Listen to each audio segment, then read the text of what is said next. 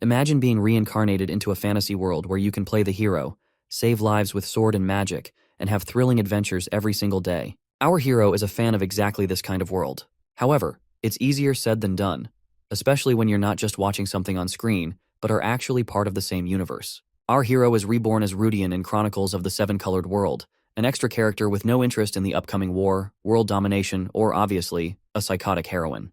But as time passes, and with the help of a mysterious power, a monster that behaves like an AI, and a demonic sword, Rudian begins to realize that maybe, just maybe, he has a chance to change the future. To pursue this new purpose, he tosses his peaceful escape plan into the dustbin and takes matters into his own hands. Will he succeed, or will he discover that corruption and demons run deeper than he ever anticipated? In a fictional universe called Chronicles of the Seven-Colored World, the main character, Lee Jian-woo, a former high school student, is reincarnated as Abel and sets out to save a fallen world. But being part of a world with such a chaotic power balance isn't all glory and heroism. For instance, there's a psychopathic female character obsessed with the hero, ready to kill him over the slightest mistake. Then there's a secret society constantly plotting to destroy the world, and it's up to the hero to stop them. Even the so-called allies are unpredictable and might backstab him at any moment. As a result, the game is widely mocked, but ironically it's still wildly popular. Despite its messy plot, it has a loyal fan base that sticks around, hungry for more chaos. Our hero is one of those die-hard fans, but laughing at the chaos on a screen is a lot easier than living through it. Now, reincarnated as Rudian, our hero finally understands that reality. As a mere extra, he finds himself chasing after Sir Eidos, trying to help defeat a monster. But the moment he lays eyes on the creature, which is a hulking beast that could crush him like a tomato with one hit, he panics. Terrified, he runs away, handing a sword to Sir Eidos, who immediately insults him for being slow. He then passes a shield to another knight before scrambling to save himself. Unfortunately, the monster is about to strike him. Just as the blow is about to land, Sir Eidos activates his shield and saves him, something Rudian is genuinely grateful for. The next moment, Sir Eidos slays the monster. Its massive, stone-like head crashes to the ground, narrowly missing Rudian's feet. He's saved by a hair's breadth, but he falls flat on his face and injures himself in the process. As he lies there groaning, he remembers waking up in this world 3 years ago. Back then, he had found himself in the body of Rudian, a 14-year-old orphan. His first reaction had been panic, surrounded by unfamiliar faces in a completely alien world. Fortunately, the memories of his vessel's previous life gradually returned, giving him some idea of how to survive. Still, he had desperately tried every extreme method he could think of to return to Korea, but that dream faded quickly. Eventually, he was recruited as a servant by Karain von Iskar, who now encouraged his knights to join him in acquiring a holy sword and treasure inside the dungeon. Karain, the young lord of Iskar territory, made a dramatic entrance, gesturing flamboyantly and declaring that they should hold nothing back against their enemies. Thanks to Karain's over-the-top cheerleading, the blood pressure of the knights probably spiked by 50 points. But Rudian knows the truth that Karain is just another privileged fool with delusions of grandeur. Watching him throw around dramatic yet utterly useless proclamations while charging at the monster, Rudian nearly cries that why couldn't he have been reborn as a useless rich heir like him instead of a commoner orphan? The Chronicles of the Seven-Colored World is, after all, a completely insane place, doomed to be destroyed not once, not twice, but 3 times, according to the story's plot. Rudian is nothing more than an extra in this madness. To make things worse, most of the main characters are so unhinged they destroy cities, or entire countries, for fun. Why? Because in this world, that's just considered a casual pastime. Now stuck in the middle of a battle, Rudian watches as his leader orders the knights to prepare for combat once again. This time, after the appearance of a new monster. Amid the chaos, Rudian wants just one thing: to survive. That's it. He's worked without complaint, doing every boring, mundane task anyone barked at him.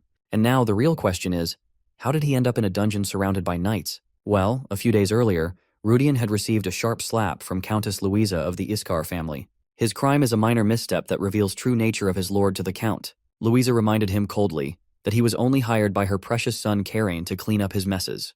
Rudian had no choice but to bow his head and apologize. Before leaving, the Countess made one thing crystal clear. If anything happened to her darling boy Karain, Rudian would be reduced to ashes. Now, glancing at Karain, who is waving his sword around like a toddler with a stick, Rudian seriously considers his options: quit this cursed job or murder this utterly useless noble. In truth, Karain, who is Lord Iskar's eldest son, is nothing more than a spoiled brat with a long record of idiotic antics. Most of the time, Rudian's main job is to clean up Karain's messes. He receives letters and direct complaints from everyone, and whenever he mentions these complaints to Karain, he gets nothing but a dismissive order to deal with it himself. Recently, Rudian brings up Count's anger, who has discovered that his son is involved with the underworld. As usual, Karain is about to tell Rudian to handle it, but he suddenly pauses, realizing the gravity of the situation. He panics at the thought that the Count has actually noticed something. This is the 5th time this has happened. Frustrated, Rudian reminds Karain, again, that he specifically told him not to get involved with the underworld.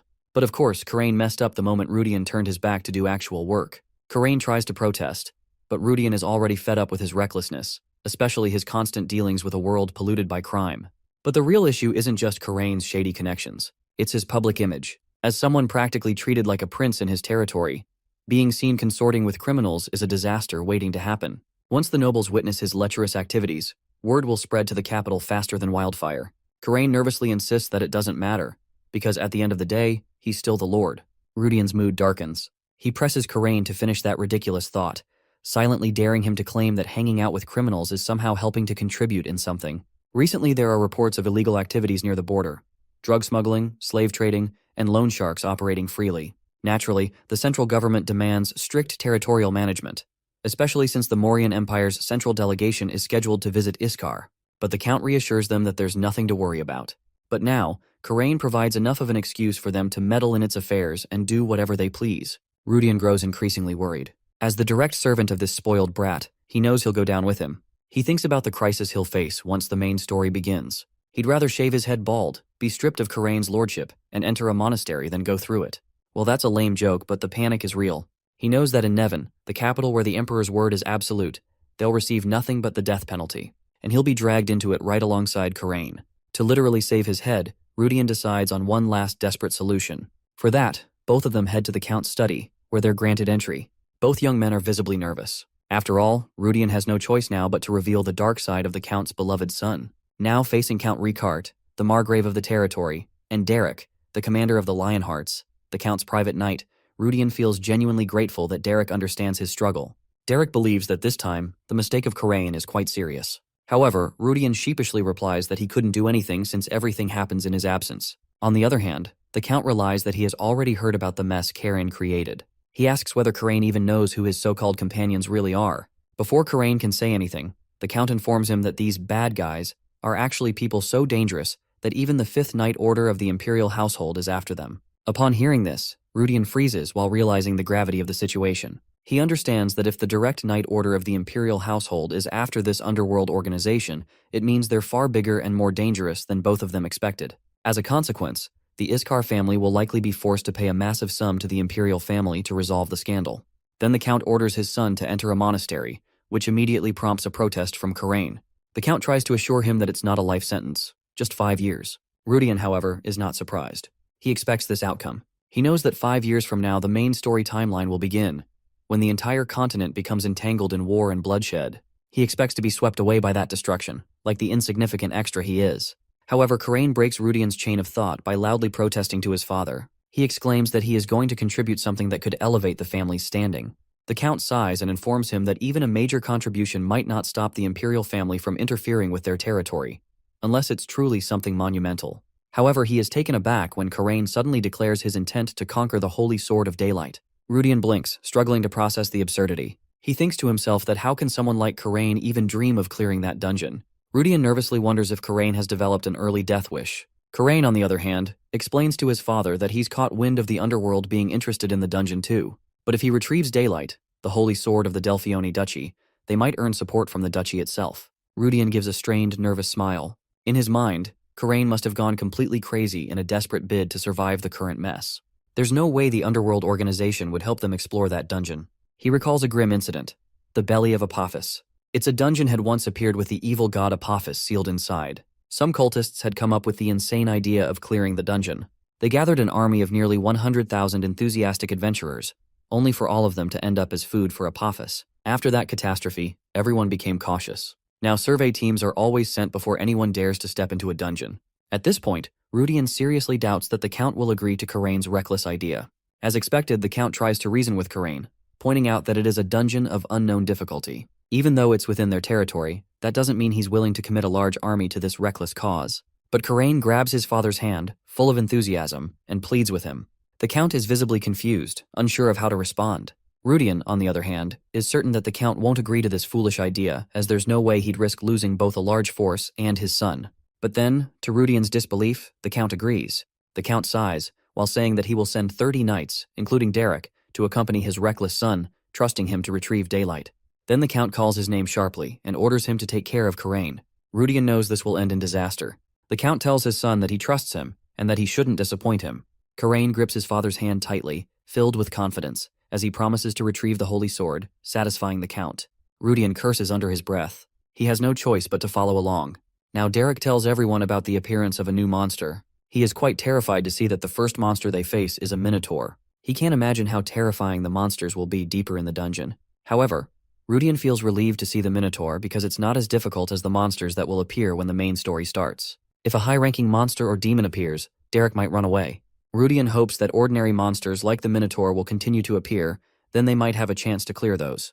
After Derek kills the monster and they move forward, Rudian wonders what he should do from now on. In 3 years, the continent will be engulfed in war, and in 10 years, everything will be destroyed. He plans to take advantage of the time between the war and the world's destruction. For this purpose, he intends to gather as much money as possible and then lie low in the mountains. He is satisfied with his dreamy, happy ending.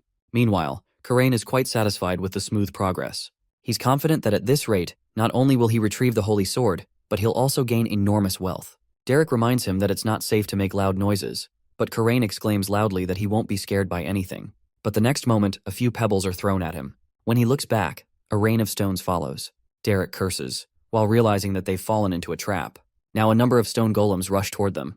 Derek orders them to break through with force. He then commands the first squad to push back the golems while the rest of the army protects Karain, who is now begging to be saved. Rudian drags him ahead. Suddenly, he notices some of the golems rushing toward them, running faster. Derek and the other knights kill the golems from behind to protect Karain. But still, one golem tries to attack Karain. Rudian pushes him out of the way to take the blow. Rudian also falls down. As he looks at Karain, he realizes that his destiny is tied to him as Karain needs to stay alive for Rudian to survive. The next moment, a golem throws him into the air, shocking everyone. While in the air, Rudian chants in his mind, hoping the statue window might pop up to save him. Eventually, Rudian collapses onto the ground. After a while, his eyes flutter open, and he begins to wonder if he hadn't just died.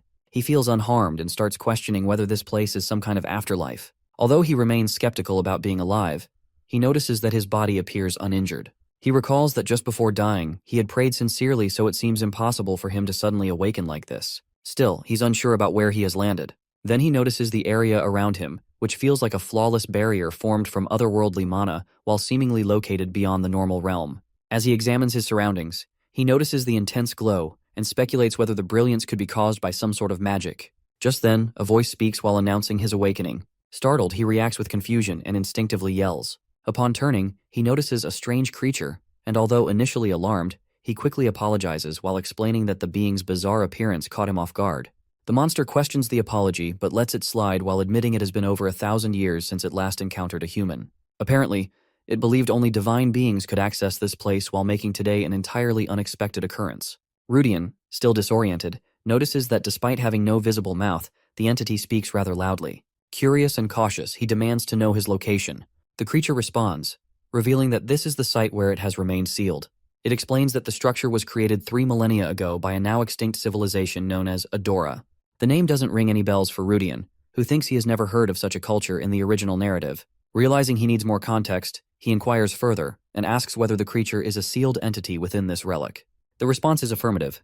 The being elaborates that it had remained inactive without being assigned a master, but Rudian's arrival reactivated its consciousness. A small grin appears on Rudian's face as he requests the creature's identity. The response is surprising that the entity introduces itself as the 7th-generation general-purpose artificial intelligence, a legacy left behind by the Adora civilization. It then refers to itself as Arcadia. The term artificial intelligence puzzles Rudian, although the creature's presence somehow reminds him of a relic from a divine entity. The being expresses hope that Rudian will become its master and asks for his answer.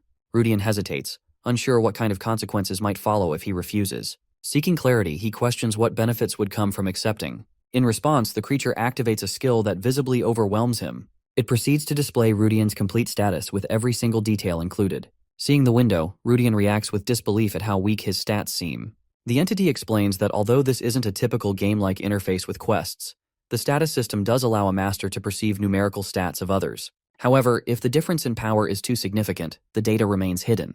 Rudian realizes that the inability to see someone's stats is basically a warning to avoid confrontation. Even so, just having this feature is a massive survival advantage.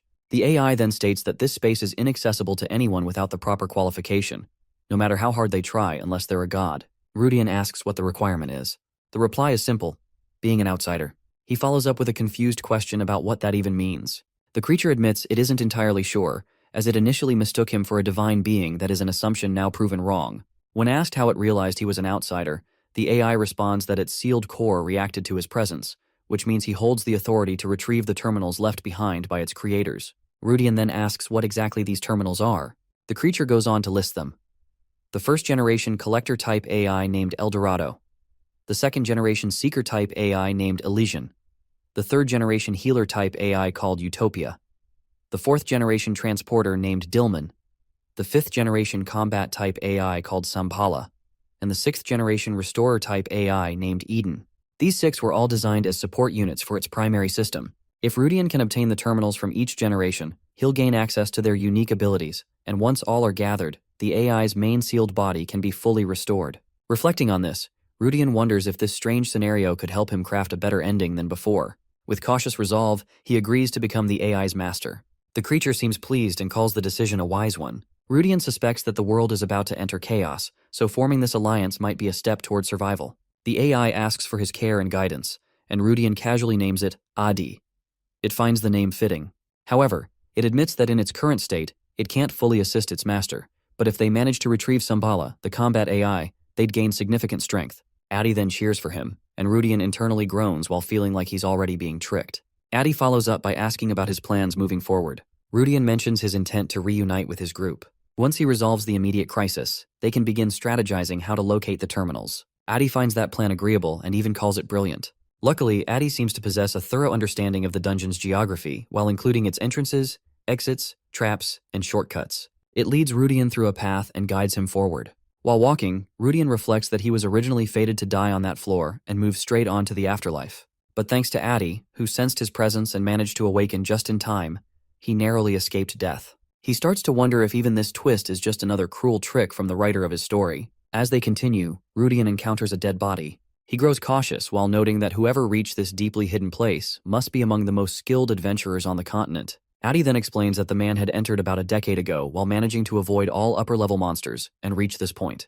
Unfortunately, he lacked the necessary qualification and, despite struggling for ages to open the gate, perished without success.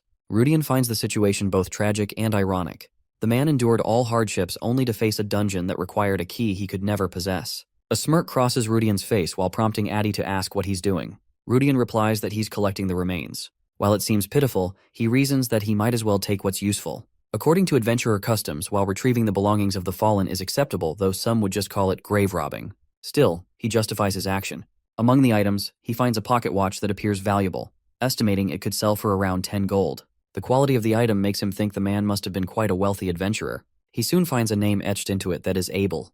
Rudian checks the name engraved on the item, which reads Abel Retstian. He first tries to shake off the name, which feels familiar to him, but then a jolt of shock runs through him, and he collapses to the ground. The name feels strangely familiar, and he starts panicking. As Adi questions his condition, Rudian yells out the name in disbelief. His mind races to Abel Retstian, who is the main character of 7 Years of Reincarnation. He urges himself to stay calm and think rationally, since the timeline should make such a thing impossible. He recalls the backstory that Abel Retstian, whose original name was Li Gaon-Wung, a 19-year-old who, after failing his college entrance exams, went looking for the infamous reincarnation truck and actually got hit by it. That incident transported him to another world. Reborn into a lesser noble family, he received blessings from the creator god, obtained the legendary artifact White World, and wielded the sacred sword, Grandia, of the Order God, starting his journey as an overwhelmingly powerful character, easily defeating demonic forces. That's essentially how the story of 7 Years of Reincarnation begins. However, Rudian now questions everything. There's still no real confirmation that this skeleton is actually Abel. In fact, certain clues are oddly reassuring. The outfit on the bones matches the northern Urgon kingdom, not the Mauryan Empire where Abel was supposedly born. Also, the skeletal frame appears fully mature, whereas Abel had a smaller build and often felt insecure about his height. So something isn't adding up. As Adi quietly asks if something is wrong, Rudian brushes it off while keeping his thoughts to himself. Logically, at this point in the timeline, Abel should still be living a normal childhood. What unsettles him is that this place isn't far from Abel's future territory. Once he escapes this dungeon, he decides he'll personally investigate and even spend his own money if needed to ensure nothing is wrong.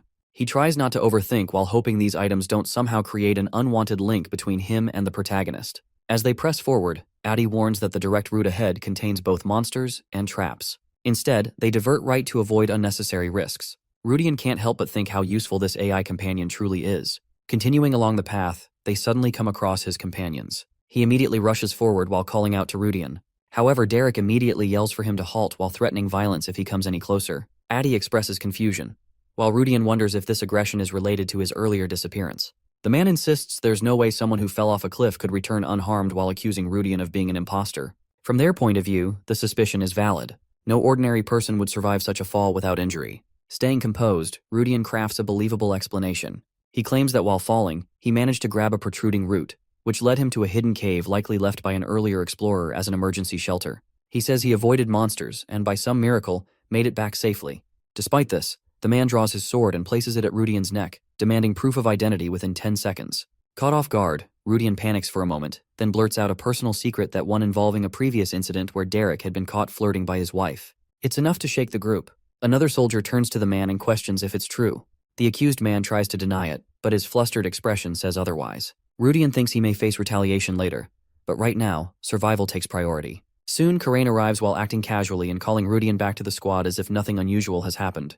Rudian silently notes that this guy hasn't changed at all. Still suspicious, Derek points out how Rudian's appearance is exactly the same, which ironically only deepens his doubts. Karain brushes it off while saying that if any problems arise, Derek, the suspicious one, can deal with them. With their destination nearing, he decides not to waste any more energy on the issue. Rudian breathes a quiet sigh of relief while realizing he's avoided the worst for now. As the group moves out, Addy mentions that the suspicion hasn't fully disappeared.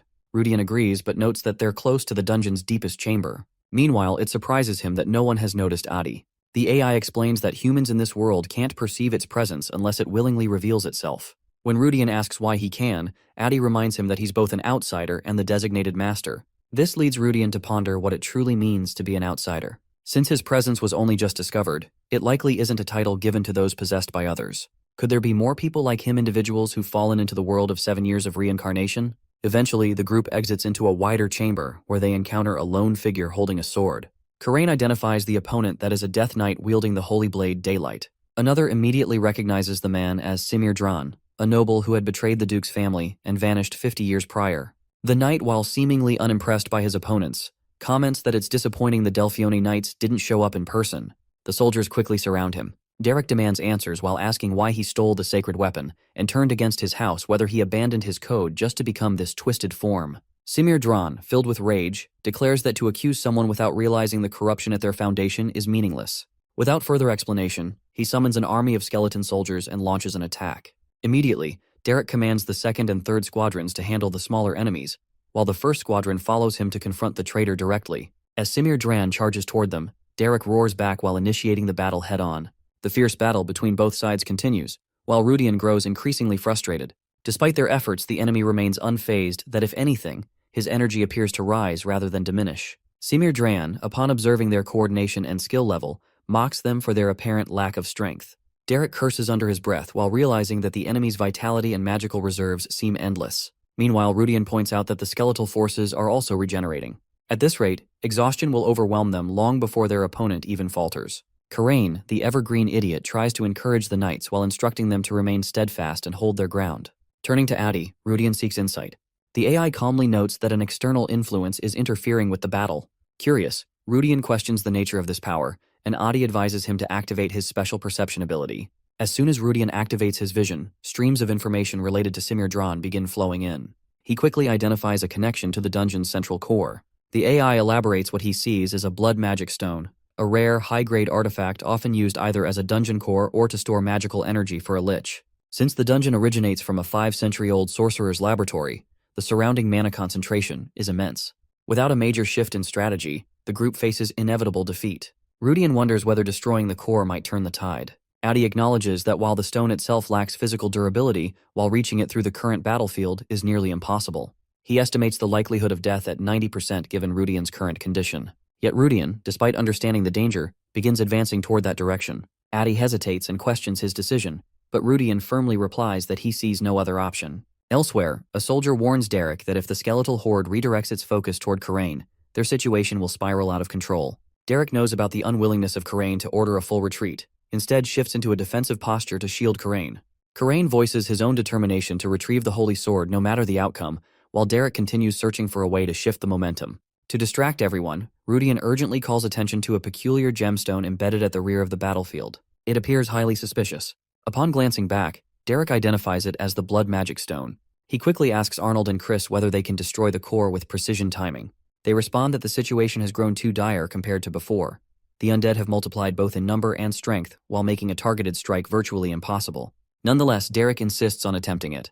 With no path for escape and the enemy count escalating while standing their ground becomes the only viable option. Addie, while observing everything, questions whether it was truly necessary to reveal the core's existence. Rudy encounters that by drawing attention to the jewel, the enemy's concentration will likely narrow to defending a single area while creating a potential opening. Addie insists there's no need for Rudian to take such a perilous risk, but Rudian argues that among them, he holds the greatest chance of success. Even without direct control over magic, while taking out the giant hammer from his bag, he replies that he can still rely on sheer physical force. While hiding behind a wall, he understands that if he will be captured, survival is no longer possible. Meanwhile, responding to the signal, Derek orders Arnold and Chris into action. As Samir Dran notices movement, he slams his weapon into the ground. A tremendous shockwave follows while shaking the entire chamber. Karain, while recognizing the effect, exclaims in alarm that it's an aura wave, a technique only accessible to swordmasters.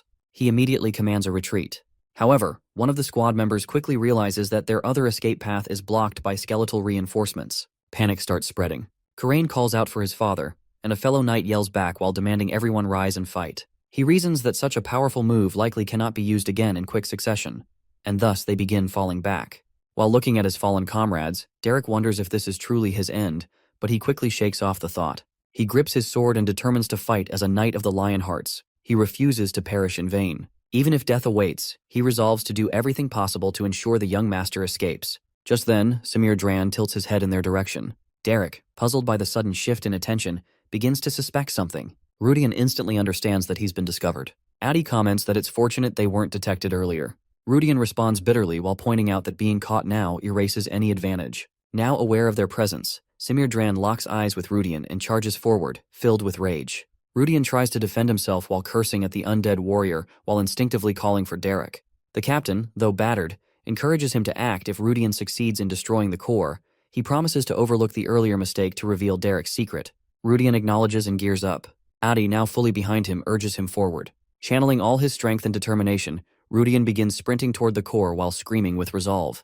He declares that he will finish this in one decisive strike. As he brings down his weapon, a chilling voice emerges from the Blood Magic Stone. A powerful entity speaks, infuriated that someone would dare to touch what it calls its heart. It introduces itself as Casley Richmond, the Dark Lord. The voice condemns Rudian for coveting its core and sentences him to death. Rudian immediately recognizes the name that is Casley Richmond, a formidable Lich Lord introduced in the early to middle part of 7 years of reincarnation. A catastrophic-level spellcaster capable of annihilating even a vermilion red dragon with a single word-based spell. A nation destroyer. Suddenly the air tightens. The Lich's voice promises a painless demise. It utters a certain kill spell, and an overwhelming magical force strikes directly at Rudian. Suddenly, Casley Richmond appears and chants that deadly incantation. She activates her ability, yet nothing occurs. Both voices echo confusion at the sight. She wonders why her ultimate spell fails, and questions whether he might belong to a divine lineage. Meanwhile, Rudian, still stunned, realizes he's somehow alive. She attempts the lethal spell again, but once more it proves ineffective. Frustrated, she deems it impossible, convinced he must be protected by a divine class enchantment. Our boy, thoroughly puzzled, turns his gaze toward Addie, silently questioning her involvement. She calmly confirms while stating that such a primitive curse dared to touch him, so she intercepted it. Despite being partially functional, she claims managing that much is still within her capacity. Our boy is left reeling while thinking how an incantation of the 9th tier once thought grand enough to target royal courts is labeled by Addie as basic. Observing his surprise, Addie reminds him of her competence while highlighting her advanced nature as an AI. Rudian, still recovering from the shock, reflects on how effortlessly Addie nullifies Casley Richmond's strongest ability. He wonders how powerful she'll become once her full functions return. A radiant glow then emerges while prompting Rudian to squint at the brightness. Addie instructs him to stay put as she begins forming a dimensional gateway while assuring that she'll arrive shortly. She recalls Casley referring to the Blood Magic Stone as her heart. Our boy thinks back to that moment while realizing that the heart is the sole vulnerability of a deathless lich. He muses on whether Casley even understands the concept of professional boundaries. Confirming again that the Blood Magic Stone is indeed fragile, he prepares to destroy it. Casley, desperate, offers a bargain while pleading for her life in exchange for anything else. He dismisses her while claiming her life is what he wants. She panics while offering instead her treasure and magical knowledge amassed over centuries. Rudian swiftly rejects the offer. Panicked, she orders Samir to kill him immediately. As Samir charges forward, Rudian vows to strike faster. He unleashes an attack infused with resolve while shouting her name as he delivers the blow. She screams about her dreams and ambitions as she's engulfed in the burst.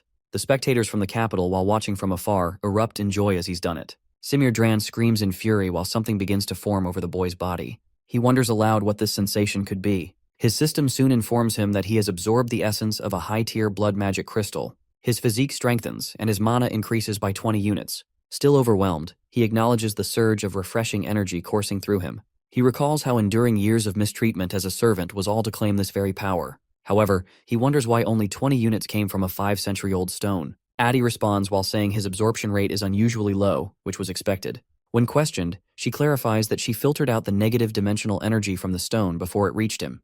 The actual intake is around 8%. Rudian, puzzled, asks about the filtering. She explains that the energy isn't regular mana, but demonic in nature. If consumed entirely, it would have transformed him into a demon. She filtered it instinctively while assuming he wouldn't want to trade his humanity for strength. He internally shudders while realizing how narrowly he avoided a catastrophic transformation. His head could have followed the same fate as the shattered core. As the squad leaders rush toward him while calling his name, he fears what they may have witnessed. Derek, however, praises him while recognizing his efforts. Addie reassures him that the filter did its job, and they eventually depart the battlefield. Upon arriving back at Iskar Mansion, Count embraces Kirain with pride. He expresses joy over his son's achievements while stating no one will question his abilities again, as he is now the future of House Iskar. Kirain accepts the praise with confidence while claiming his success as natural. His father agrees, stating that when Kirain inherits his role, the family will be firmly established. However, our boy watches the scene and silently predicts the downfall of this ancient lineage. Count boasts about their spoils, an endless line of wagons filled with riches. He notes the Duke's family will soon send an appraiser for the Holy Sword. Even if the Duke himself doesn't come, someone significant will. Kirain is told to make a lasting impression, which he agrees. The father continues while saying that Kirain's name will echo across the Empire due to the expedition's success, especially with the Delphiones dukes involved. Rudian thinks revealing Casley Richmond's identity would skyrocket Karen's reputation, but keeping that hidden seems the wiser course. The aftermath would be chaotic, and for now, he needs to continue posing as Kirain's assistant. Count then declares that Kirain is now fit to enter elite social circles. Turning to Rudian, he acknowledges Derek's praise and encourages Rudian to continue supporting Kirain. Rudian humbly accepts while claiming he only fulfilled his duty.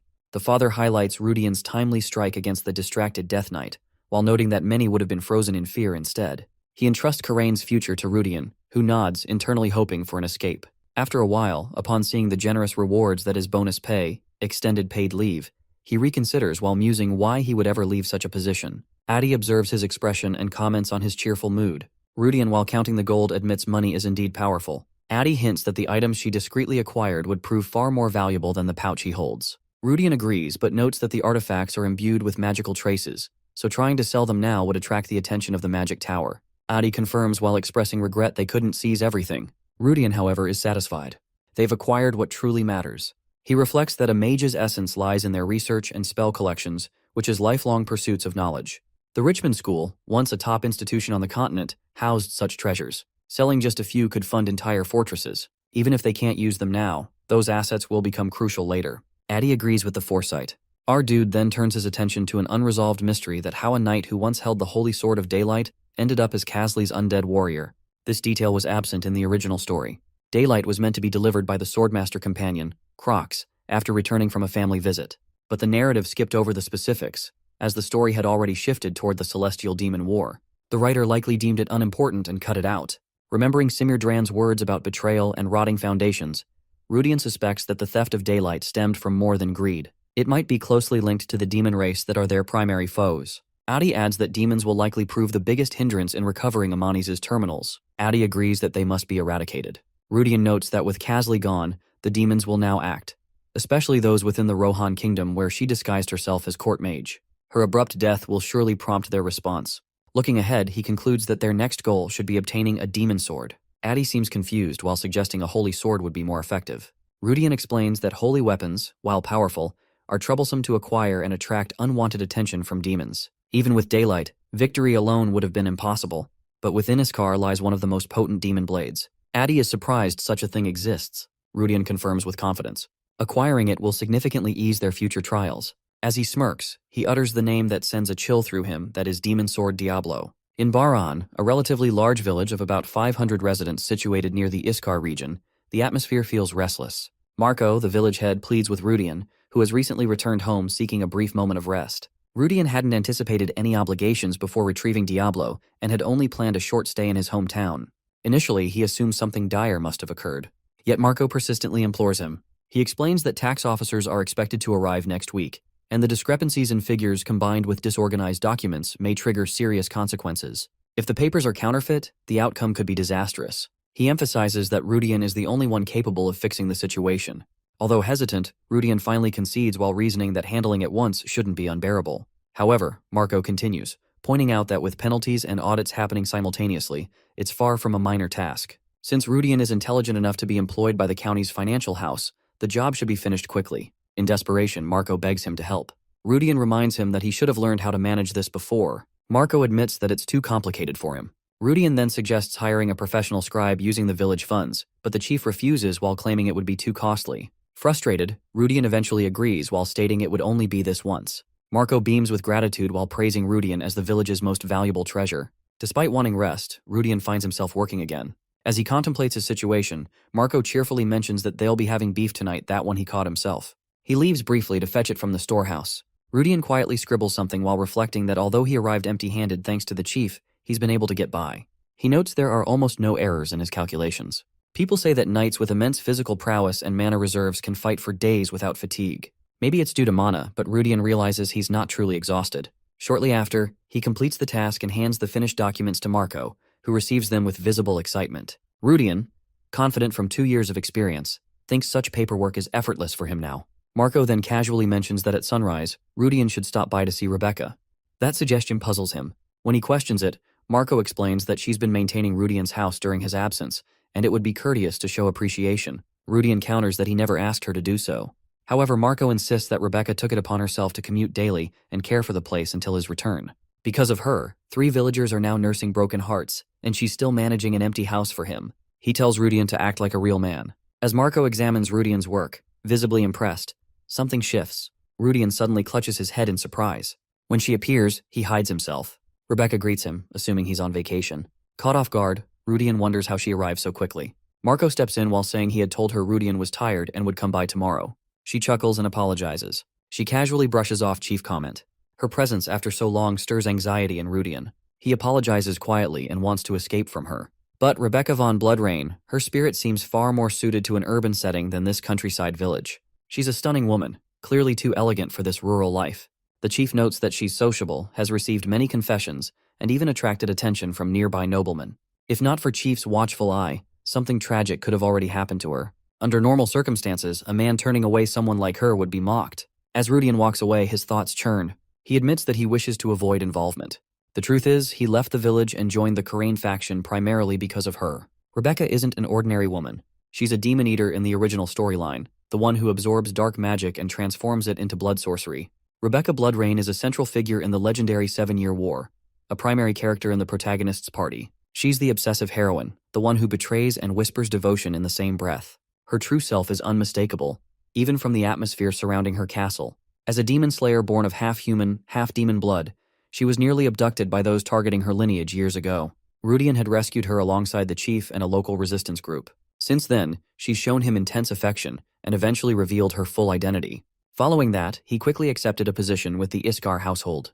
Now, looking into her emerald eyes and vibrant orange hair, which is going to turn crimson when fully awakened, he recalls those events vividly. She teases him, asking if he's smitten. He brushes it off while thinking how he initially dismissed her name as too common to notice her true identity. By the time he realized who she was, they were already close, and distancing himself had become awkward. She steps away while intending to bring stew and salad from the house. Rudian insists that it's unnecessary but reflects silently. Although she shows no signs of the madness from the original tale, he knows she's like a dormant volcano, unstable and unpredictable. Still, he struggles to reject her warmth. Perhaps it's because Rudian, an orphan and the man he's become, finds it difficult to push others away. Honestly, his ties to Baran are weak. Before being hired by the Iskar household, many villagers scorned him for his orphan status. Only Marco and Rebecca ever treated him with affection. Without her awakening event, he might have claimed her for himself long ago. That night, elsewhere near the Iskar border, two men speak in hushed voices. One addresses the other as captain, expressing concern. He confesses his doubts while admitting that he no longer understands their mission. The captain responds with determination that they must follow orders. However, the subordinate questions the vagueness of their instructions. They've been asked to infiltrate Iskar territory under the guise of bandits and locate someone as powerful as a grandmaster, a ninth-class mage, or an individual bound to the Spirit King. The subordinate believes such a task is suicidal. The captain agrees, never having encountered such absurd demands before. Just 3 days earlier, a military commander personally delivered the order. The goal is to investigate the Iskar region and confirm whether such a formidable presence exists. The odd part is the timing. Recently, he'd heard that a minor noble from the Iskar clan recovered the sacred sword of Duke Delphione. Only hours after that rumor, the mission order was issued. Something doesn't add up. 3 days later, the village is restless. Rudian notices the shift in atmosphere. Rebecca explains that reports of bandits have emerged in the southeast.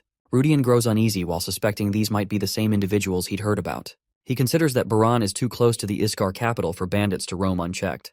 In remote or poor regions, maybe, but not here. Usually, such threats are swiftly eliminated by border patrols.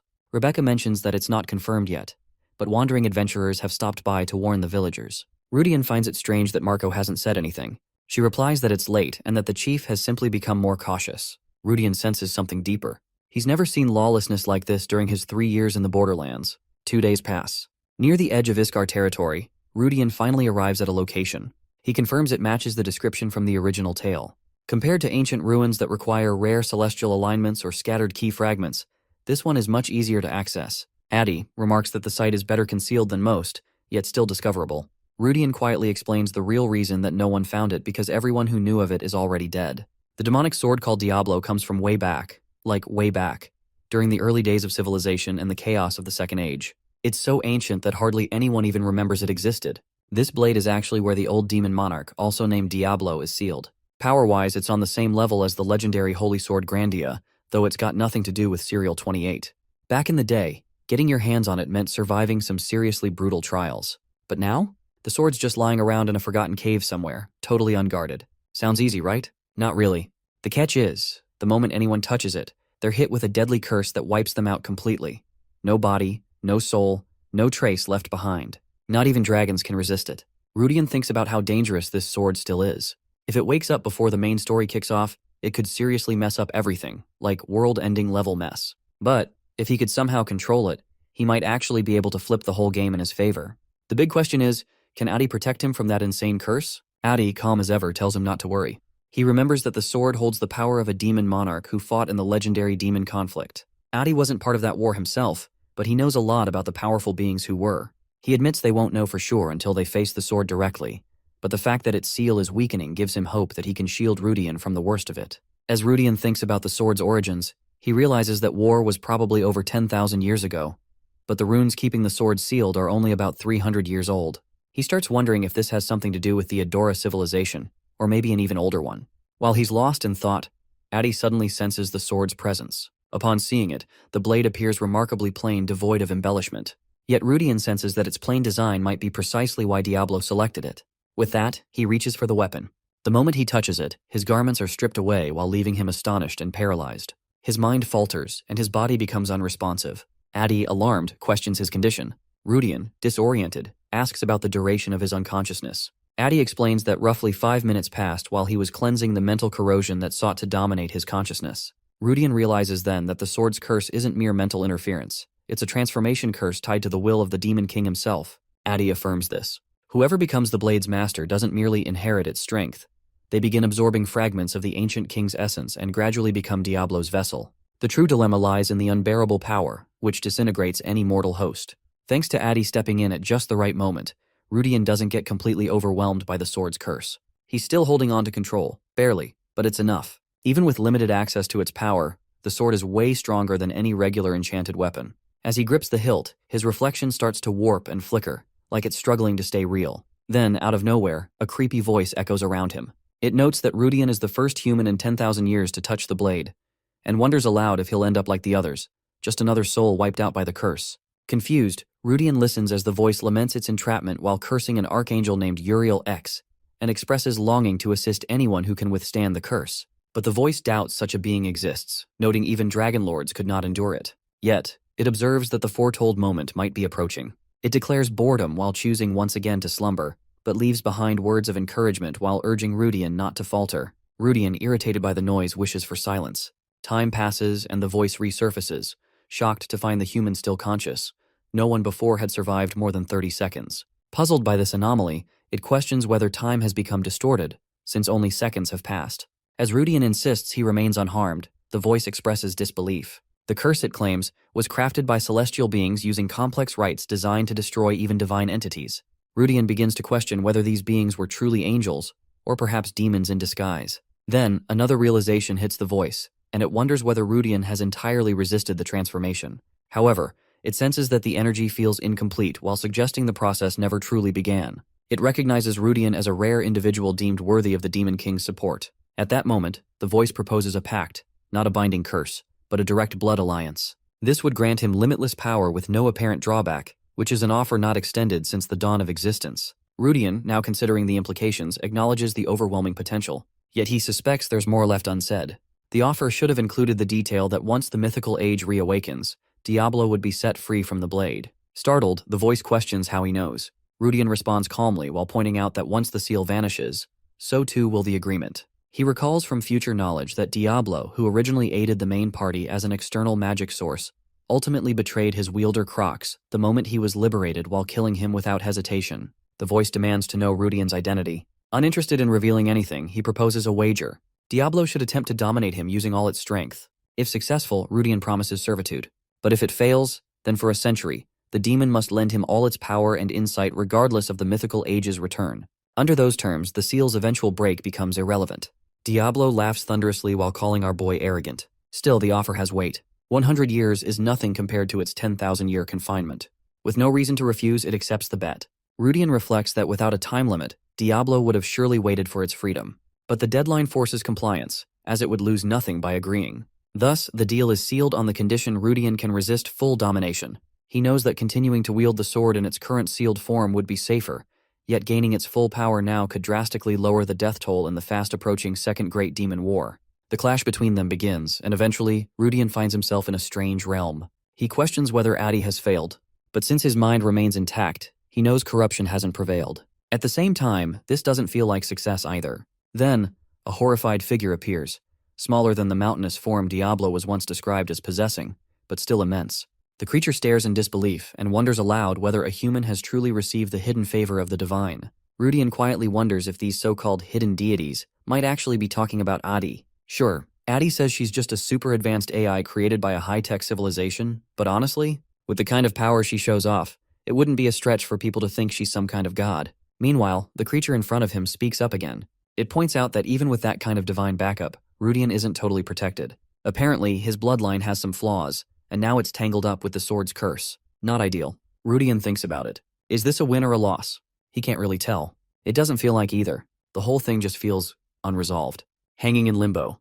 The monster keeps going, revealing that while its full powers are sealed away, Rudian has also lost his divine protection for now. Rudian doesn't back down though. He decides to roll with it. After all, the future's uncertain, and whether this turns out to be a disaster or a stroke of luck, well, might as well treat it like a gamble. He braces for a fight, ready to go. But then the creature steps back. No attack. No battle. Just withdrawal. Rudian's caught off guard.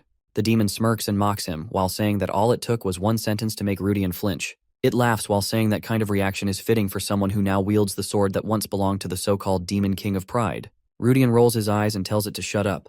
The creature doesn't seem offended. Instead, it says it can sense something weird in Rudian's fate.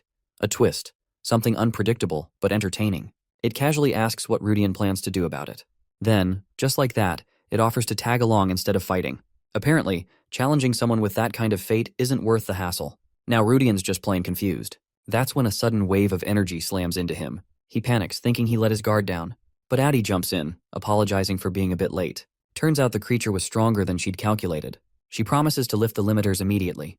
With a flash, Rudian's clothes reappear. Then a mysterious voice echoes, telling him to look after the demon for the next 100 years. Rudian lets out a laugh. As weird as this whole mess was, at least one good thing came from it. Now they've got a solid starting point to prepare for whatever disaster's coming next. Later, during training, Rebecca finds him and asks why he's practicing swordsmanship again when he previously claimed to be done with it. He tells her he's rediscovered hope. In his mind, he believes that with Adi's magic and Diablo's might, he can forge a new destiny, no longer content with being a background character. Given that this world sees wars erupt even across species, personal strength matters just as much as equipment. His current magic stat matches that of a standard knight. However, while knowing magic and controlling it are vastly different, if others discovered he could suddenly wield it, problems would certainly arise. Training in secret wouldn't be enough either, since self-teaching has its limits. He searches for alternatives. While lost in thought, Rebecca brings up the incident from the previous day, while saying she plans to discuss countermeasures with the village chief. He assumes she's referring to those bent or demonic figures they encountered. While observing her closely, she reaches out and touches his face while prompting him to ask if she's even paying attention. Just then, Adi arrives to report no signs of abnormality so far. Rudian says that although seeking aid from the central state is a separate issue, they must still prepare for the worst. Ideally, nothing happens at all. But if things spiral, he figures he can handle it himself. Still, he wonders whether his interference with Rebecca's near abduction could have altered the narrative. That event might have been a pivotal trigger for her awakening, and his actions may have set off a dangerous ripple. While staring at her, she asks if something's on her face. He tells her it's nothing. Elsewhere, two figures walk in the rain. One, a man tells Luciella to slow down. She's excited about rumors surrounding the rediscovery of the Divine Blade Daylight while missing for 5 decades. Although he agrees it's a notable relic, he insists their clan shouldn't hinge survival on a single artifact. Luciella, however, insists his presence alone brings dignity to the Iskar family. He grumbles that if she hadn't dragged him along, he wouldn't be suffering like this. They continue toward their destination. Back at the village, the chief barks orders to reinforce the barricades, sharpen weapons, and prepare for an ambush. He grows increasingly frustrated while telling his men to consult Rudian, someone who's endured various trials while serving a young noble. Despite this, the villagers complain while unwilling to follow someone they consider a lowly orphan, who once begged at the chief's home. Adi, after overhearing, asks Rudian if he's all right. He responds that it doesn't bother him, though his face betrays some emotion. Adi comments that his expression tells a different story. The demon within the sword stirs, drawn to the negativity. It expresses irritation that its chosen contractor is scorned by mere commoners. With just a touch of demonic force, it offers to turn them into lesser fiends. Rudian firmly refuses. The demon shrugs while saying it would have been a fun show. Rudian accuses it of being desperate to unleash its power. The demon admits it's simply bored. Soon after, the village chief approaches Rudian while informing him that the person he requested has arrived. Rudian recognizes the visitor as the guildmaster from the intelligence network he had contacted earlier. They move to a private location where, upon hearing the report, Rudian shouts that Conscian Hill has been attacked. The guildmaster confirms this while adding that news should have reached the Iskar family by now. Rudian realizes that since Conscian Hill is a military fortress, this isn't the work of random bandits. The guildmaster agrees that the invaders must be organized troops, possibly disguised operatives from the Rohan kingdom. He also affirms this suspicion while revealing that these soldiers now hide in nearby mountains and stir unrest in surrounding territories. Several have already fallen. Though a counterforce is being assembled, more trouble lies ahead. However, Rudian doesn't just worry about human soldiers. If demonic forces are involved, this battle will be far harder than anticipated. Adi warns him that enemies are already approaching. With no time left, he prepares to head out while glancing at the demon sword and asking for assistance. His blade agrees, amused by the chance to gauge the power level of this new era's warriors. But it warns that Rudian's body remains far too fragile to handle its full might. He acknowledges this risk. The blade reminds him that becoming one of them would simplify everything. Rudian knows that too, but also understands that turning into a demon would make him a target for both the protagonist and clandestine factions. That path is simply too dangerous. Suddenly someone calls his name. It's Rebecca. He notices her anxious expression and suspects it's tied to her demonic blood reacting to the threat. He reassures her while promising to return within an hour. Marco mentions that the area falls directly under the authority of the Iskar Margrave domain.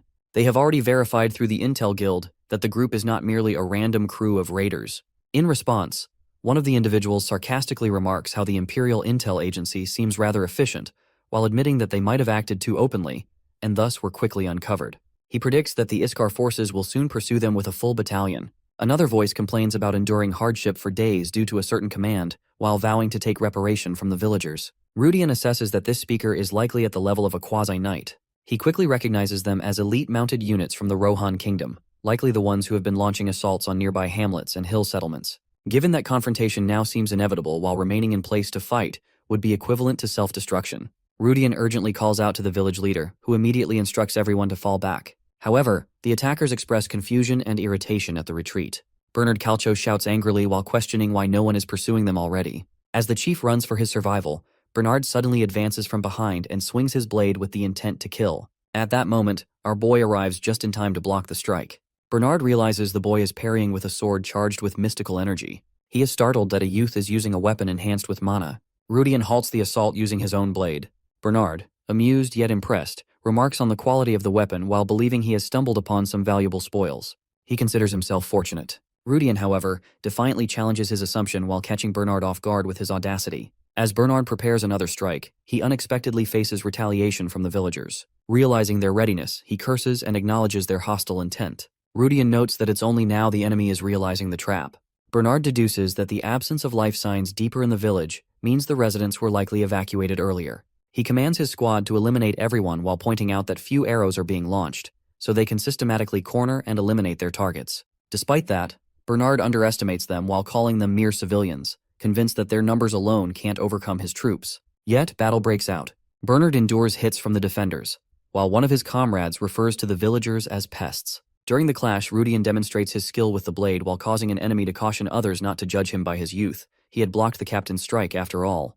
Meanwhile, the chief urges the villagers to continue firing while instructing them to lure the invaders further in.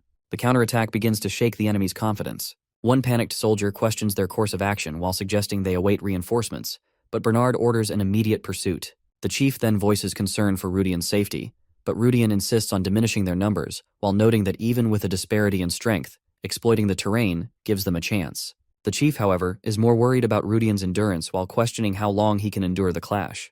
Rudian chuckles and reassures him, silently reflecting that his former self would have struggled to confront even a couple of trained fighters. Yet now he finally feels like he belongs in this harsh world. Elsewhere, Rebecca flees in terror, torn between escaping and not hindering Rudian. She wrestles with her fear but manages to steady herself while admitting she must stay strong. Her hunger surfaces while reminding her of her humanity amid the chaos. Back in the skirmish, Rudian continues battling. He ponders drawing upon Diablo's strength while knowing it would allow him to end the fight swiftly. However, he remains cautious that it's a volatile force he still cannot command. If it spirals out of control, it might annihilate the entire village. One of his foes, sensing his aura, screams not to approach. Traps lie ahead. The villagers had set up monster-level snares. A defender confirms that beast traps are most effective for beasts like them. Bernard, frustrated, realizes they've turned their homeland into a death zone. In other settlements, they'd severed limbs as warnings while forcing others to crawl in fear. But here, the resistance is relentless. Marco proudly declares that this tenacity is Baran village's essence. The enemy thought a few flashy soldiers would subdue it. However, Baran holds the highest percentage of retired warriors, and even common villagers are trained in basic combat. Moreover, their leader, Marco, was once a centurion dismissed from service after a controversial duel. He's a hardened man capable of standing against elite units. Bernard is incensed. Rudian retorts that once they eliminate Bernard's crew, it'll all end. Bernard reevaluates the boy, recognizing that he is not to be taken lightly. Despite his age and incomplete growth, he withstood a mana-infused strike. Out of a grudging respect, Bernard reveals a detail that this location was always meant to be the endpoint of their campaign. Advancing any further would place them within reach of the Iskar estate, so their squad had marked this as their boundary. He also confesses that he is merely a unit commander, not the true leader. Rudian concludes that this means other squads are attacking elsewhere. He considers the situation. Thus far, success is due to the preset traps, but if even one more squad arrives, the entire village may be reduced to ashes. Reinforcements from Iskar's estate are likely en route, yet the question remains that can the villagers hold until they arrive, and should he unleash Diablo's power? But it isn't the worst-case scenario. First, he must deal with those in front. Suddenly, a commanding voice interrupts and someone calls out to Bernard. He stiffens at the sound while realizing the speaker is the captain. Rudian's thoughts race. He recognizes the man. This is no ordinary foe, and it's Alec Huma, a servant of Demon King. Upon spotting the captain, Alec Huma, Rudian's mind curses the turn of events. Yet, he notes the single fortunate detail that the man arrives unaccompanied. Still, Alec's natural abilities alone completely surpass Rudian's own. Those figures displayed beside his name, presumably his enhanced stats as a subordinate, are staggering. A merged battle strength of 3620 places him on the same level as someone like Derek. Someone of this caliber is merely considered a mid-ranked servant, not even among the elite. Rudian questions whether he's capable of challenging someone of this magnitude. As someone familiar with the original story, he understood on paper the sheer force of named demons, but witnessing it firsthand proves to be an entirely different experience. Bernard, while trying to cover his failure, offers a feeble apology for the casualties. Alec dismisses him harshly, then swiftly moves to strike down another while prompting Rudian to realize the danger. He urgently alerts the villagers. Marco commands everyone to disperse, deeply worried for Rudian's safety, but fully aware that Alec surpasses anything they can deal with. He silently prays for Rudian's survival as they flee to preserve their lives. Alec soon confronts Rudian directly while questioning his interference. Rudian, confused, demands clarification. Alec speculates whether Rudian was informed earlier, or if communication failed somewhere along the chain of command. He assumes Rudian must be aware of the ongoing activity within his own domain. Rudian, bewildered, begins to sense that Alec has misinterpreted something. Alec accuses him of serving the same higher beings, and introduces himself as a subordinate of the mighty demon king, Iblis. Realizing the misunderstanding, Rudian connects it to the trace of demonic aura he carries, a remnant from his prior interaction with Diablo. Alec must have sensed it and drawn the wrong conclusion. Diablo also confirms his sharp awareness. Given the situation, Rudian resolves to stall Alec while allowing the village defenders more time to retreat. When Alec inquires further, Rudian invents a cover. Since demons often hide their identities within human ranks and are usually status-conscious, he claims allegiance to Lady Asmodeus. Alec accepts this while believing only true allies would know of her. From the sword, an annoyed voice scoffs at Asmodeus being called a goddess while questioning how the demon realm's hierarchy has deteriorated. It remarks that Rudian's weak appearance suits such a patron. Rudian reflects that he chose Asmodeus intentionally. She selects subordinates based solely on youth and charm, not prestige. He then claims he received no special tasks from her while emphasizing that Alec's forces are the true invaders. Alec finds the situation troublesome while assuming local connections like Erebos haven't yet solidified in this region. He mentions that the message must have reached Viscount Belstad. Rudian's expression shifts upon hearing that name. He immediately recalls Viscount Belstad, formerly Count Gus von Belstad, a forgettable figure in the original tale. So this minor noble is now a puppet under demonic influence. It all seems to trace back to the disorder following Casley Richmond's death. That likely explains why someone like Alec is sent to a remote village. Alec senses Rudian's killing intent while questioning his hostility. Rudian responds with determination while bracing himself mentally for combat. Alec belittles him, claiming that neither divine blessing nor human training makes Rudian his equal in any regard. Rudian agrees internally that he possesses no divine gifts, and his martial prowess is leagues behind. But that's only when measured by sheer skill. Then, the blade's voice warns him that the power he's about to unleash can only be sustained for a minute. Exceeding that duration could lead to irreversible damage, even beyond divine healing. Rudian acknowledges the risk. The voice then challenges Alec's worth as a supposed servant of Iblis. Combat erupts as the two clash with full force. During the battle, Rudian manages to sever Alec's arm. Alec reels in disbelief, confused by the pain coursing through his essence. Rudian confirms that it must feel as though his soul itself is being torn apart. Diablo's sword doesn't merely slice flesh, it inflicts spiritual damage. That's why it's classified as a top-tier weapon, later revealed as one of the few capable of harming divine beings. Its true value lies not in its physical might, but in its ability to destroy the spirit and essence of immortals. Originally, Rudian planned a suicidal close-range assault. However, Alec's brief lapse in defense becomes his opportunity. Though Alec tries to counterattack, his energy dissipates, absorbed into the sword. He grows increasingly alarmed that this force surpasses anything granted by the so-called goddess of desire. The blade's voice snaps back, insulted by the comparison to a lesser demon. Rudian urges the sword to quiet down while knowing the limit is nearly reached. Alec, on the brink of despair, refuses to accept defeat while claiming his strength comes directly from Iblis. But Rudian channels every ounce of power and strikes a final fatal blow. He reflects on how demonic power usually taints the land and atmosphere while resulting in corruption. But Diablo's unique trait allows it to absorb that energy cleanly while leaving no trace behind and avoiding future suspicion. As he finishes Alec off, Rudian declares vengeance.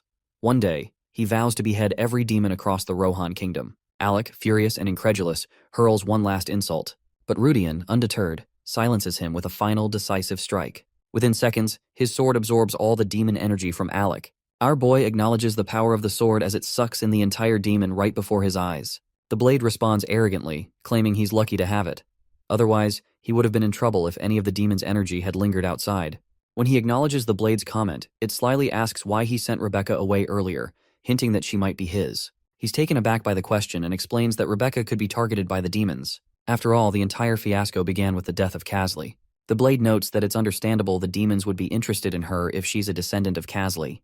Then it advises him to awaken her himself and keep her close. Besides, it adds, she's pretty enough to be liked by him. At that, he silences the blade. Meanwhile, he reflects on Rebecca's twisted self in the original story and how Abel was the one who awakened her by choice. He prefers for her to live a normal life. Then he asks the blade to drop the subject of Rebecca, as he doesn't intend to have any connection with her in the future. However, the blade quips that they'll see how things turn out. While moving ahead, he wonders if the original story will continue as it did. If Rebecca ends up becoming Abel's companion, then there's a chance he might encounter her. But it feels like a far-fetched possibility. Just then, Addie informs him that she has spotted someone. At first, Rudian thinks they're enemies, but Addie adds that it's just an ordinary-looking group, an old man and a young girl. Rudian finds the pairing rather odd, especially for people traveling during a time like this. He knows he doesn't have much stamina, but if they aren't hostile, he can handle them. After a few cautious steps, he finds himself standing before the newly arrived pair, who don't look ordinary from any angle. Their expensive clothes hint at noble heritage. The girl lowers her hood and greets him, and Rudian immediately picks up the scent of blood on them. The man comments that Rudian seems rather cautious, which, in his eyes, confirms the boy's potential as a warrior. Rudian's system informs him that his abilities aren't high enough to access the skill information of the old man. The man, however, notes Rudian's sharp intuition. Still, Rudian instantly recognizes them as formidable opponents, especially since he can't analyze them with his vision. The man glances at the corpses nearby and asks if that was Rudian's doing. Rudian tells him it was done with the help of the village army. But the man is certain that a particular corpse was taken down by Rudian himself, which our boy quietly admits. The man compliments him for achieving so much at such a young age. Assuming he might be a noble, he asks for his surname. The girl adds that it's been a while since her uncle has taken an interest in someone's abilities. Her uncle responds that for someone from this backwater, without any formal education, to awaken mana at such a young age, it's only natural for him to be curious about Rudian. Our guy, however, grows nervous upon realizing the man detected his mana with just a glance. Luciella, slightly amused by her uncle's words, points out that she herself isn't a graduate of any mana academy either. The uncle confidently states that if that were the case, he would know. By observing them and listening to their conversation, Rudian concludes that they're clearly big shots. Besides, they don't resemble any nobles he knows from the area. The man then turns to Rudian and asks for his name. Rudian gives it, but when asked for his family name, he humbly replies that he doesn't have one. The pair is visibly shocked to learn he isn't a knight. He sheepishly explains that he's just a squire under Karain Iskar, while thinking to himself that their surprise is justified. After all, it's rare for a mere squire to awaken mana. Trying to sound dramatic, he speaks of how he fought evil to protect his village, a statement that gets Adi's approval. He thinks to himself that he's eager to test his power as well. Then, noting how unfamiliar they seem, he asks about their identity, assuming they must be outsiders. The man introduces himself as Keitel von Delfioni, and the girl as Luciella von Delfioni. Rudian's eyes widen as he realizes that the man is the sword saint, who is an active one at that, and the current swordmaster of the empire. Not only that, he's the younger brother of the current head of the Delfioni family. He's a powerful knight who once served as the previous commander of the Royal Knights and the predecessor of the sword saint Crocs. Just by looking at him, Rudian observes that he's still active in this era. Then his focus shifts to Luciella. In the original story, she's already married and thus cast aside as a heroine. However, she serves as the commander of the anti-demon front and is a steadfast supporter of Abel. Despite being married, she has a strong fan base of devoted fanboys. Now looking at her, she's clearly not a woman yet, probably around the same age as Rudian. Still, her unwavering confidence matches perfectly with the character from the original story. He understands now that the arrival of the Delfioni family must be related to the Holy Sword. Keitel then asks Rudian about his swordsmanship mentor. Though he's sweating on the inside, Rudian carefully answers that he learned the skill from a passing mercenary and trained randomly with the knights. Keitel grows increasingly invested in our boy's lie, even wondering if the so-called mercenary might actually be the mercenary king hiding his identity. He asks if there's anything notable about this mysterious master, expressing interest in meeting him someday. Rudian, however, internally panics. How is he supposed to explain that his swordsmanship comes from an AI? The techniques he's learned originate from the Adora civilization, and the data is stored within Adi's system. So, even in his half-trained state, Rudian is the only person in this era who's inherited this unique style. Before Keitel can grow more suspicious, Luciella steps in, defending him and gently scolding her uncle for intimidating Rudian. She then turns to Rudian and apologizes for her uncle's behavior, explaining that while he's usually reserved, today he's simply a bit too excited. Rudian is stunned. A noble actually apologizing? That's a rarity, considering most of them are anything but polite from what he knows. Luciella then turns back to her uncle and offers to help clean up the mess the village has become. Keitel agrees to join her. Watching her, Rudian finally understands why so many readers liked her, because she truly is heroine material. But his appreciation vanishes the moment Luciella drags him to the estate, and he is assigned the duty of cooking for everyone. He's frustrated. He's supposed to be on vacation, and now he's tangled in the complicated mess of retrieving a holy sword, something that, in his opinion, doesn't even require his involvement. Derek escorts Keitel outside while Luciella waves him goodbye. That night, as he lies in bed, his thoughts wander to Rebecca's well-being. She looked devastated and refused nursing care just to stay with him. Still, he's somewhat grateful for coming here. Had he stayed in the village, he'd be stuck with endless repair work. Suddenly, his eyes widen as he realizes the blood he smelled from the Delfioni members isn't theirs. It's from the Marauder forces, an elite group of 500 soldiers. He bolts upright, understanding that he needs to grow stronger. But retrieving the terminals for Adi is a risky business. Besides, he needs to reach master level to wield Diablo properly. As he looks at his clenched fist, he considers joining the Knight forces instead of a mercenary group. It would better suit his strength. He gazes out the window and sees people laughing and chatting. It seems the matter of the Holy Sword has wrapped up nicely. While watching them, he knows that in 5 years this place will be nothing but ashes. So it's good that people enjoy their lives while they can. Just then, Adi informs him that a guest has arrived at his room. He turns to find Karain and Derek standing there. Karain casually asks about his absence from the feast. Nervously, Rudian thinks about how he didn't want to attend a noble party as a mere commoner and become the center of unwanted attention. He tries to excuse himself, saying his status prevented him from joining. Karain brushes it off and tells him he's expected to assist as his servant. Rudian's face darkens. He's still technically on vacation.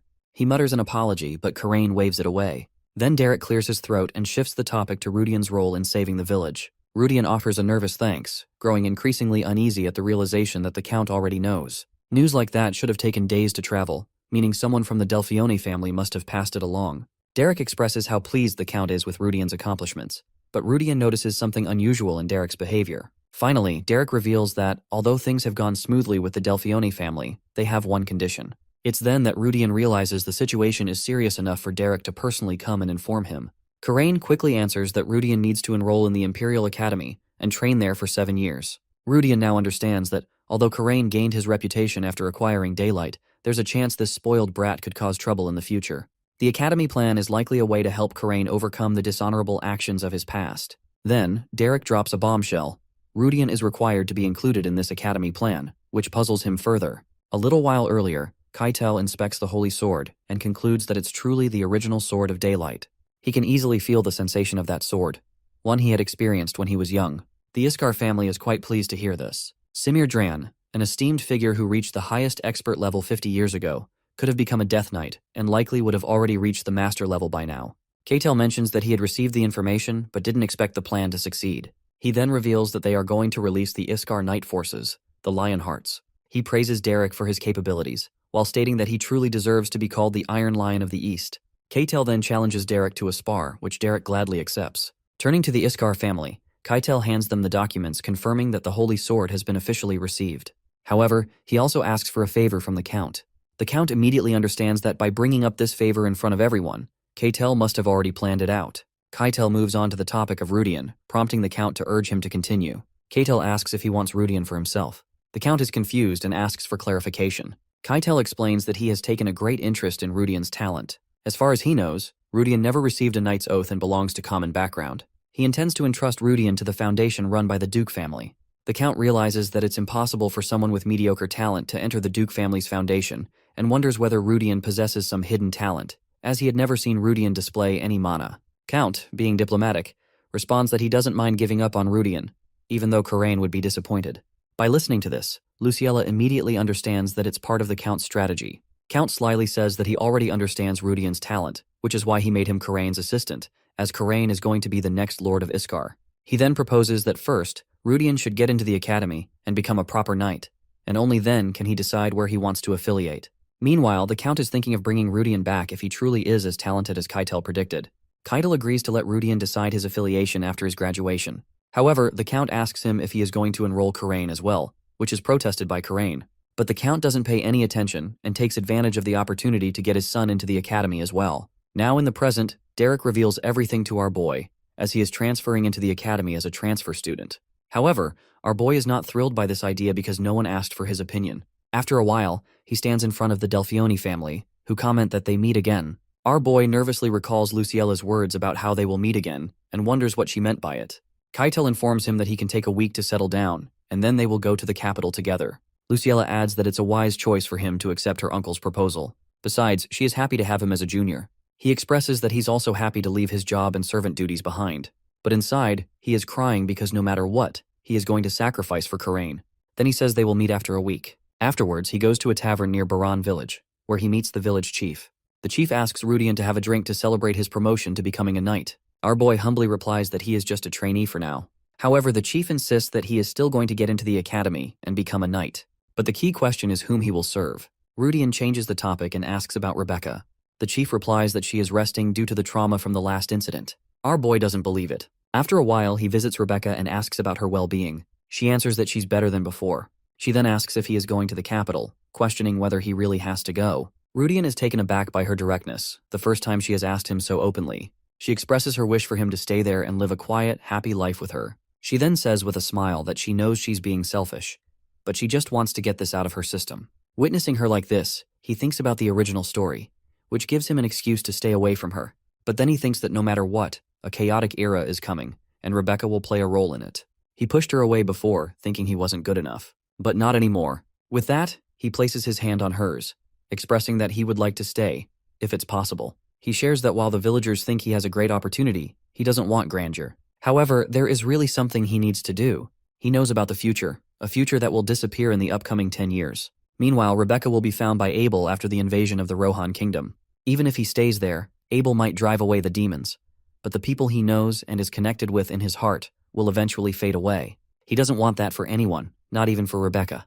He knows that he is the only one with the power to stop this, thanks to his knowledge of the future. So he tells Rebecca that there is something he needs to do. For this purpose, he has to walk this path. Rudian thinks she might not understand his words, but then Rebecca nervously asks if awakening her blood power will help him. She knows he's aware of her power. However, he is completely flabbergasted by this. In the original story, Rebecca never knew about her power until she met Abel. He shouts that he doesn't want it, because her power will only make her unhappy. Basically, Rebecca's Demon Eater power would allow her to absorb demon energy, which is hazardous for humans. As she absorbs more, it will make her psychotic. Looking at her, he realizes that even though Abel's fate might be twisted, he still wants her to be happy. He expresses that he wants her to keep her bright and cheerful self alive. Rebecca blushes when he says this, touched by his words. For this purpose, he might have to replace Abel. Rebecca assures him that she will stay still, which brings a smile to his face. For this, she asks for a promise. When asked, she shyly responds that once everything is over, will he come to her without going anywhere? He agrees with her. After a while, he is holding Diablo and asks whether it is behind Rebecca's condition. Diablo bluntly denies it. However, Rudian insists that the Demon Eater power activates only after touching the demonic energy of an upper-level demon. He then reminds his blade that wielding demonic energy against someone without their consent is a violation of their contract. Diablo is impressed that Rudian knows something this significant in this era. It means it was right to follow him. Rudian asks whether Diablo is admitting to his crime, but Diablo denies it again. Rudian responds that if it was his doing, it would have affected Rebecca as well. But he can see that the blade is fine. Maybe it indirectly affects Rebecca's power. Rudian's eyes widen when he hears this, and his heart beats faster as he begins to realize something. Diablo comments that he has finally noticed, but Rudian understands that it's because of him.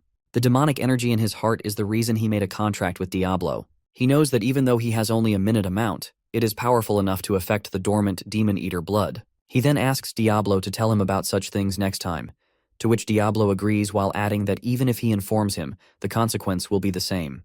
But Rudian is determined to prevent anything bad from happening. After 1 week, Rudian, along with Karain and his servants, finally arrives in Nevin, the capital of the empire, and is completely in awe of the city. In the capital of the Mauryan Empire, Nevan, Rudian is in high spirits as he takes in the bustling, diverse city. He truly feels like he is in a fantasy world with the beastmen and elves around him.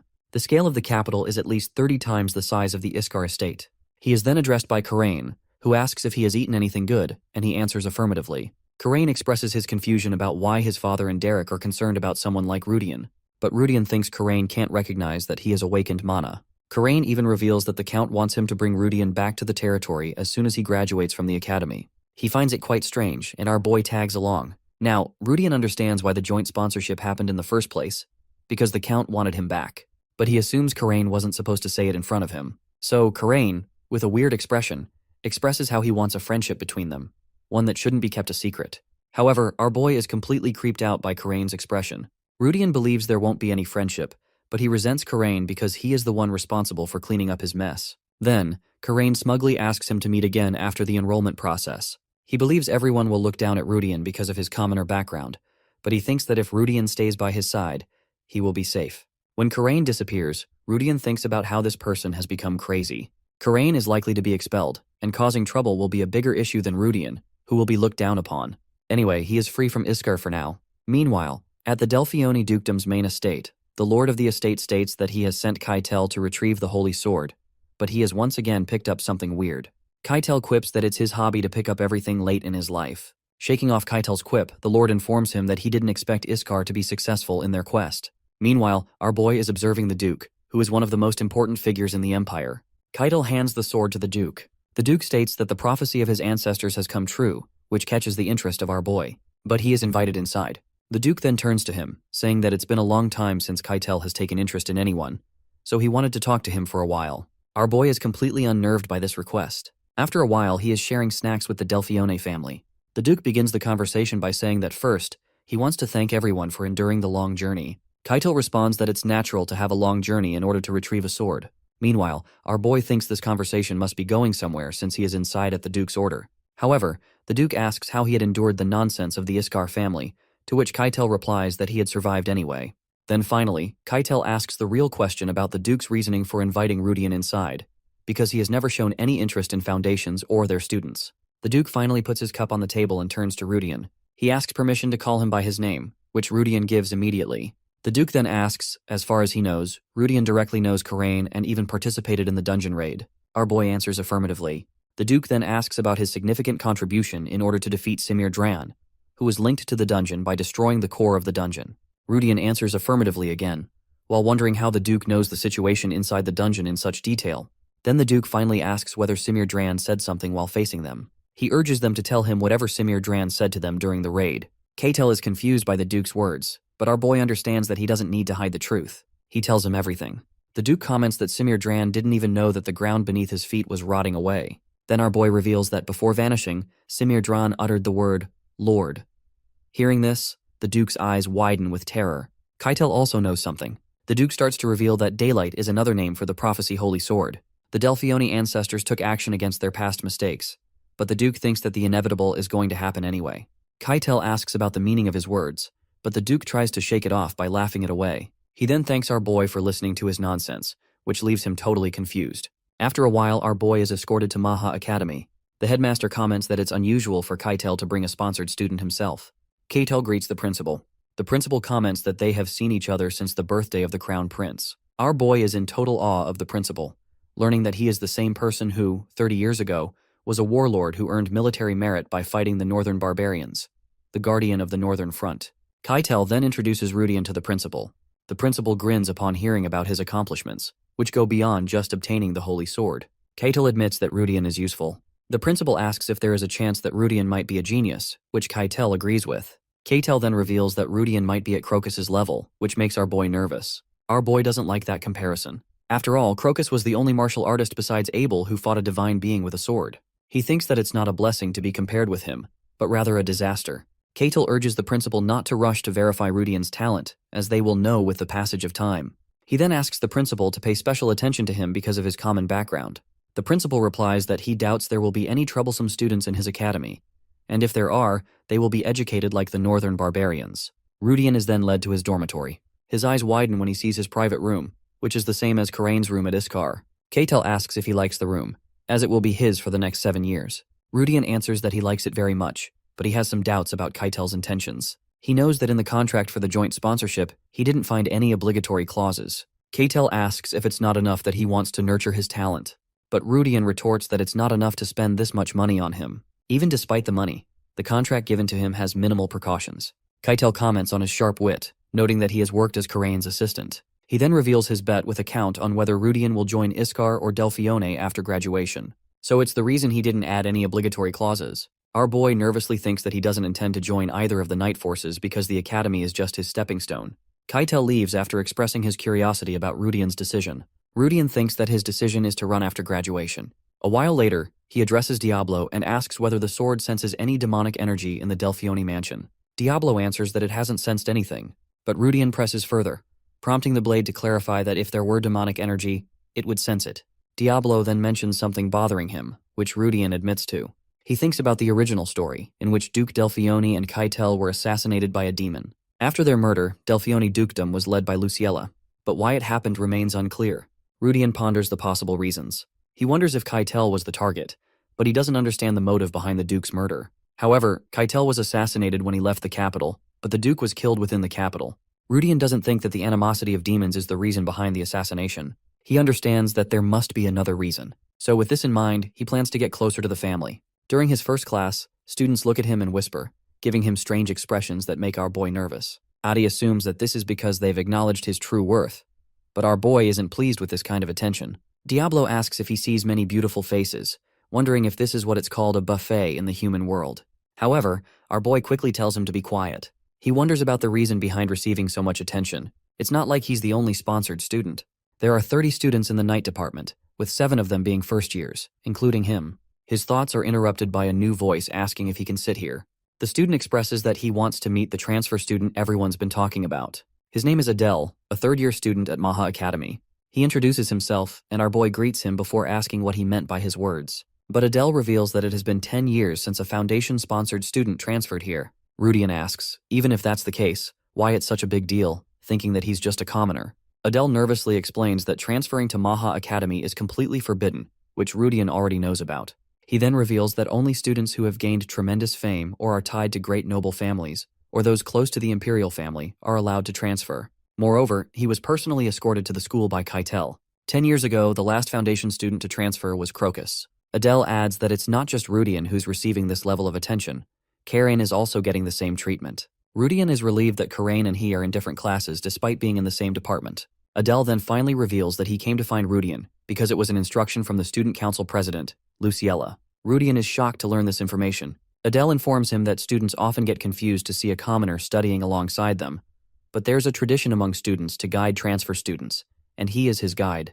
Then, he stands up, signaling that he came here because he didn't want their first meeting to be stiff, considering they both belong to the night department. Then he gestures with his hand and says that, as expected from a night trainee, they need to start their meeting with their body. This leaves our guy totally baffled, but Adele explains that everyone here is a good student, so he doesn't need to be nervous. A while later, he is brought to the training ground by Adele. He meets 2 other students there, Oliver Dran and Claudia Rage, both 5th years. Adele also introduces him to Karen Letitia, who introduces herself as a graduating senior. She's impressed that Rudian was escorted by the Sword Saint. Rudian humbly tries to brush off the event, but Karen reveals that Keitel is not someone who would take pity on anyone. She then challenges him to spar with her. She throws a wooden sword at him, while stating that she won't use all her power. She just wants to see his skill, so all he needs to do is try to attack her with all his might. However, our guy has doubts about this, looking at her expression. Adele tries to intervene, but Karen shuts him up, saying she's not going to eat Rudian, she just wants to test his skill. Claudia and Oliver are also curious about Rudian's skill, while our guy is on the verge of tears, thinking about a way to beat everyone. When he takes his stance to start the swordsmanship, Karen asks about the name of his style. With a flashy pose, our dude reveals that it's Adora. Karen has never heard of this name, but she urges him to start the match. With that, our boy attacks her, but she dodges perfectly. She hits him back, but it's a close call. They then engage in a spar. Oliver thinks the match is disappointing, but Claudia reveals that Rudian's lower body balance is off, and his movement is too slow. Not only is his sword form also not proper. Addie is furious to hear all this, thinking they don't have eyes to see true swordsmanship. But our guy tries to shut her up. Adele encourages him not to hide his skill. Meanwhile, Karen is overwhelmed. On the surface, it looks like Rudian is just swinging his sword aimlessly, but he is freely aiming at every part of her body, which leads to fundamental blocking and counterattacks. This kind of style is best for killing the enemy. She's also confused as to why Keitel is invested in him, as Rudian seems to be lacking any high skill. There must be something else she doesn't know. Then, she rushes at him, disappointed by his skill, but everyone is shocked when our boy blocks her attack. She thinks the attack was infused with mana, and it would be impossible to block it without using mana. Then Rudian pushes her back, revealing that he might be attacking her with mana. She's shocked to learn that a student who just entered the academy can use mana, and on top of that, he's a commoner. Then Karen acknowledges his skill and understands why he became a transfer student. It's impossible for him to block her last attack without using mana. She steps forward and apologizes for her behavior and for using mana in her last attack. Our boy, quite irritated, hopes that it won't happen again. He didn't like how Luciella introduced him to her academy fellows, thinking that she's doing well but might lack an understanding of people. Karen, however, agrees to give him a favor to help subdue his anger. Everyone is shocked to see Karen apologize and Rudian blocking her mana-infused sword. Suddenly, someone demands, standing behind Karen, to know what's going on. The person, Elvin Kepler, states that he came here to see Rudian at Luciella's request. But, after seeing what happened, it seems Karen must have been showing off her skill and ended up defeated. Elvin Kepler then introduces himself to our boy and apologizes, explaining that they don't have ill intentions.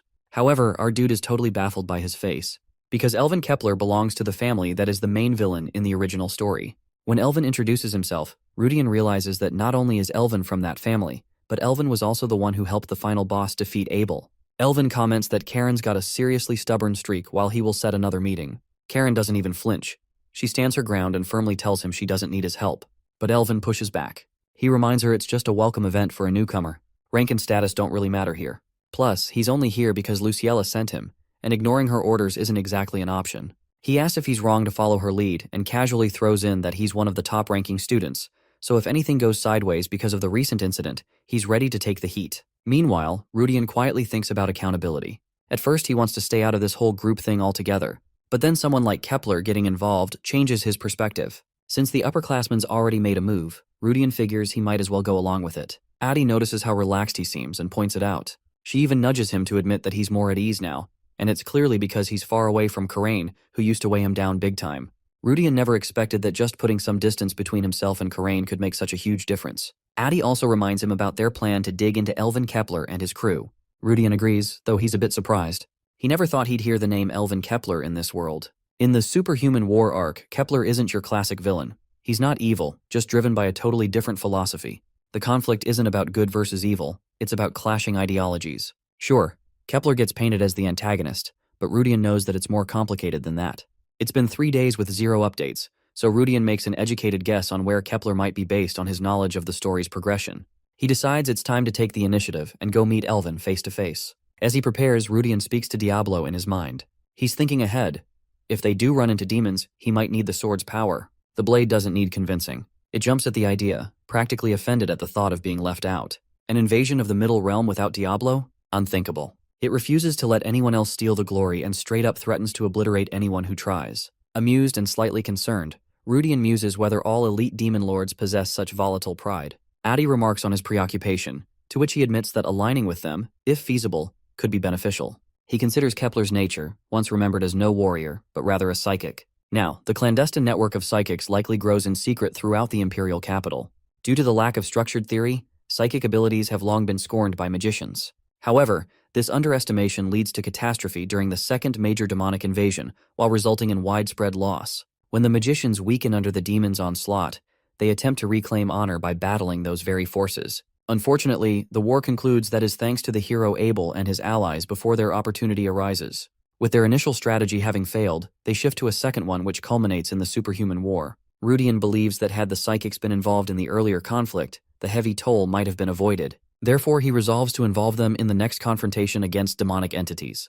The sword interjects, pleased with Rudian's approach of enlisting others as strategic shields. Still, it doubts that his current standing and skills will attract meaningful support. Rudian counters that status is secondary to timing.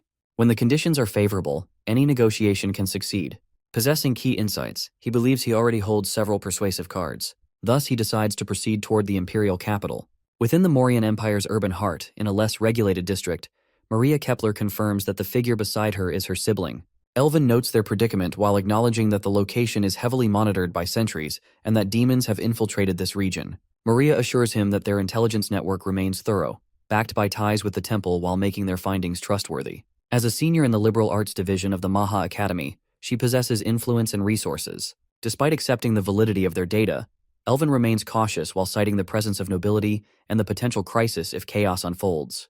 Kai, another member of their team, claims their family has secured a powerful asset in preparation. Elvin reacts with disbelief while guessing they have brought an U-Parts-level artifact. Given the delicate nature of their mission, stealth is crucial. Maria explains that the artifact itself has been summoned due to unpredictable threats. Elvin assigns responsibilities to ensure they locate any demonic traces. Nelruda and Delruda, second-year students in the Academy's Night Division, assure him of their loyalty. Maria praises the Ruda family's rare gift of sensing hostile intentions even in crowded environments, though laments how her brother previously overshadowed such talents. Elvin downplays her grievance while reminding her that all sacrifices serve their broader objective and that she is destined to become a leader regardless. Elsewhere, in the unlicensed entertainment quarter of the capital, Rudian walks through the shadows while noting how the city's underworld appears far more advanced than he anticipated.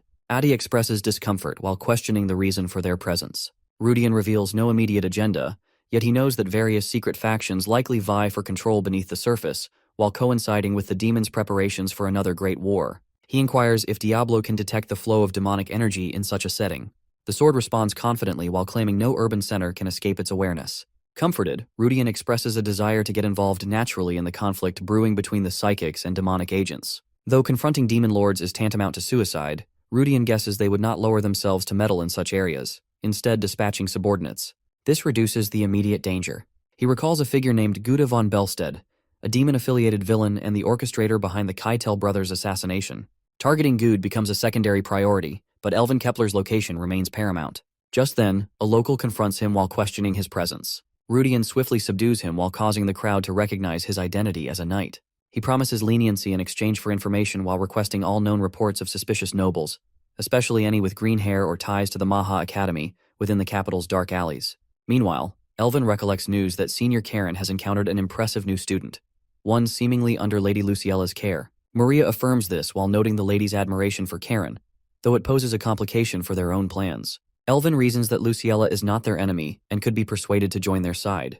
When Maria questions whether the new student could disrupt their strategy, Elvin evaluates that while the boy's potential is notable, especially since Karen was forced to retreat during a confrontation, he remains a mere first year. The true concern lies not with him, but with Letitia, Karen's longtime rival. Finally, Rudian locates his target and senses confirmation from Addie. The presence is unmistakable, a being entirely abnormal, a rare existence in this timeline. Addie classifies it as a mutant. Rudian recognizes her as the most powerful psychic in human history, the ultimate adversary of the superhuman war, Maria Kepler. He ensures that Diablo's concealment spell remains flawless, and the sword confidently affirms it. However, caution is advised, as the direct movement of the Kepler siblings indicates significant motives. Rudian agrees and prepares to confront the core of their mission in the capital, while marking the true beginning of their pivotal journey. Del quietly states that the location is the renowned Granhart Theater. Elvin is confirming that the suspicious figure is indeed involved. He inwardly notes the irony. Those who constantly boast fail to notice the danger smoldering right beneath them. The odds now seem far from coincidence. Maria speculates whether the Baron is a significant asset himself or merely another disposable pawn. However, while referring to an ancient record preserved in their lineage, she concludes that the issue should not pose excessive difficulty unless multiple threats arise simultaneously, or the opponent releases his full strength. The possibility of a true Demon King descending is slim, and they can only hope the Baron remains a mere subordinate. Eventually, the entire group ascends to the highest level of the Granhart Theater. Nell detects a foul, oppressive aura, clearly demonic mixed with the stench of blood. Del questions the blatant nature of it all while wondering how such signs went unnoticed until now. Elvin provides an explanation that the Baron was once considered as a potential heir to the Tower of Magic and likely manipulated the surroundings through arcane concealment. Maria deduces that this space functions similarly to a magician's workshop. Within, Baron Guda Belstad makes his presence known, while mockingly welcoming the prestigious scholars from the Imperial Academy. Elvin accuses him of orchestrating the interference caused by low-tier mercenaries who persistently obstructed their mission. Good recognizes them while linking them to a prior assault on his commercial network under the Sioris Trade Union. He mocks their audacity, merchant families like Kepler and Ruda, while lacking even autonomous territories while daring to oppose his influential syndicate. He warns that their family heads should prepare for retaliation. Elvin counters while labeling him nothing more than a demonic servant.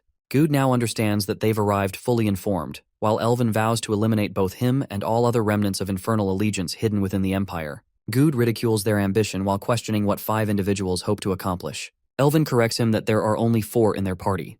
Upon turning, they discover Rudian's arrival. He casually greets them while remarking that the timing seems appropriate and clarifying that he does not intend sabotage simply because they ignored him for days. Rudian internally recalls that Baron Guda Belstad is a prominent figure from the original Chilcyon story, long before the Second Heavenly Demon War. He played a key role in sowing internal discord for the demons, and gained infamy as the assassin who slew Marquis Keitel von Delfione, Guardian of the Empire, and Duke Vincent Delfione, a revered imperial hero. Rudian never expected to encounter him so soon, and remarks to himself that, despite the man's stature, his strength appears inferior to that of Alec Huma, whom they previously faced in the Barren Lands.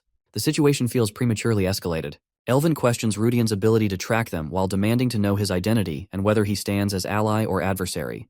Rudian confirms partial alignment while stating that their interests converge. When asked about his objectives, he mentions the takedown of a demonic operative. Elvin is surprised, as this intelligence about Guda's allegiance was highly restricted. Rudian claims affiliation with a covert group known as Adora, whose mission revolves around global stability. Elvin and crew express confusion while having never heard of such a group.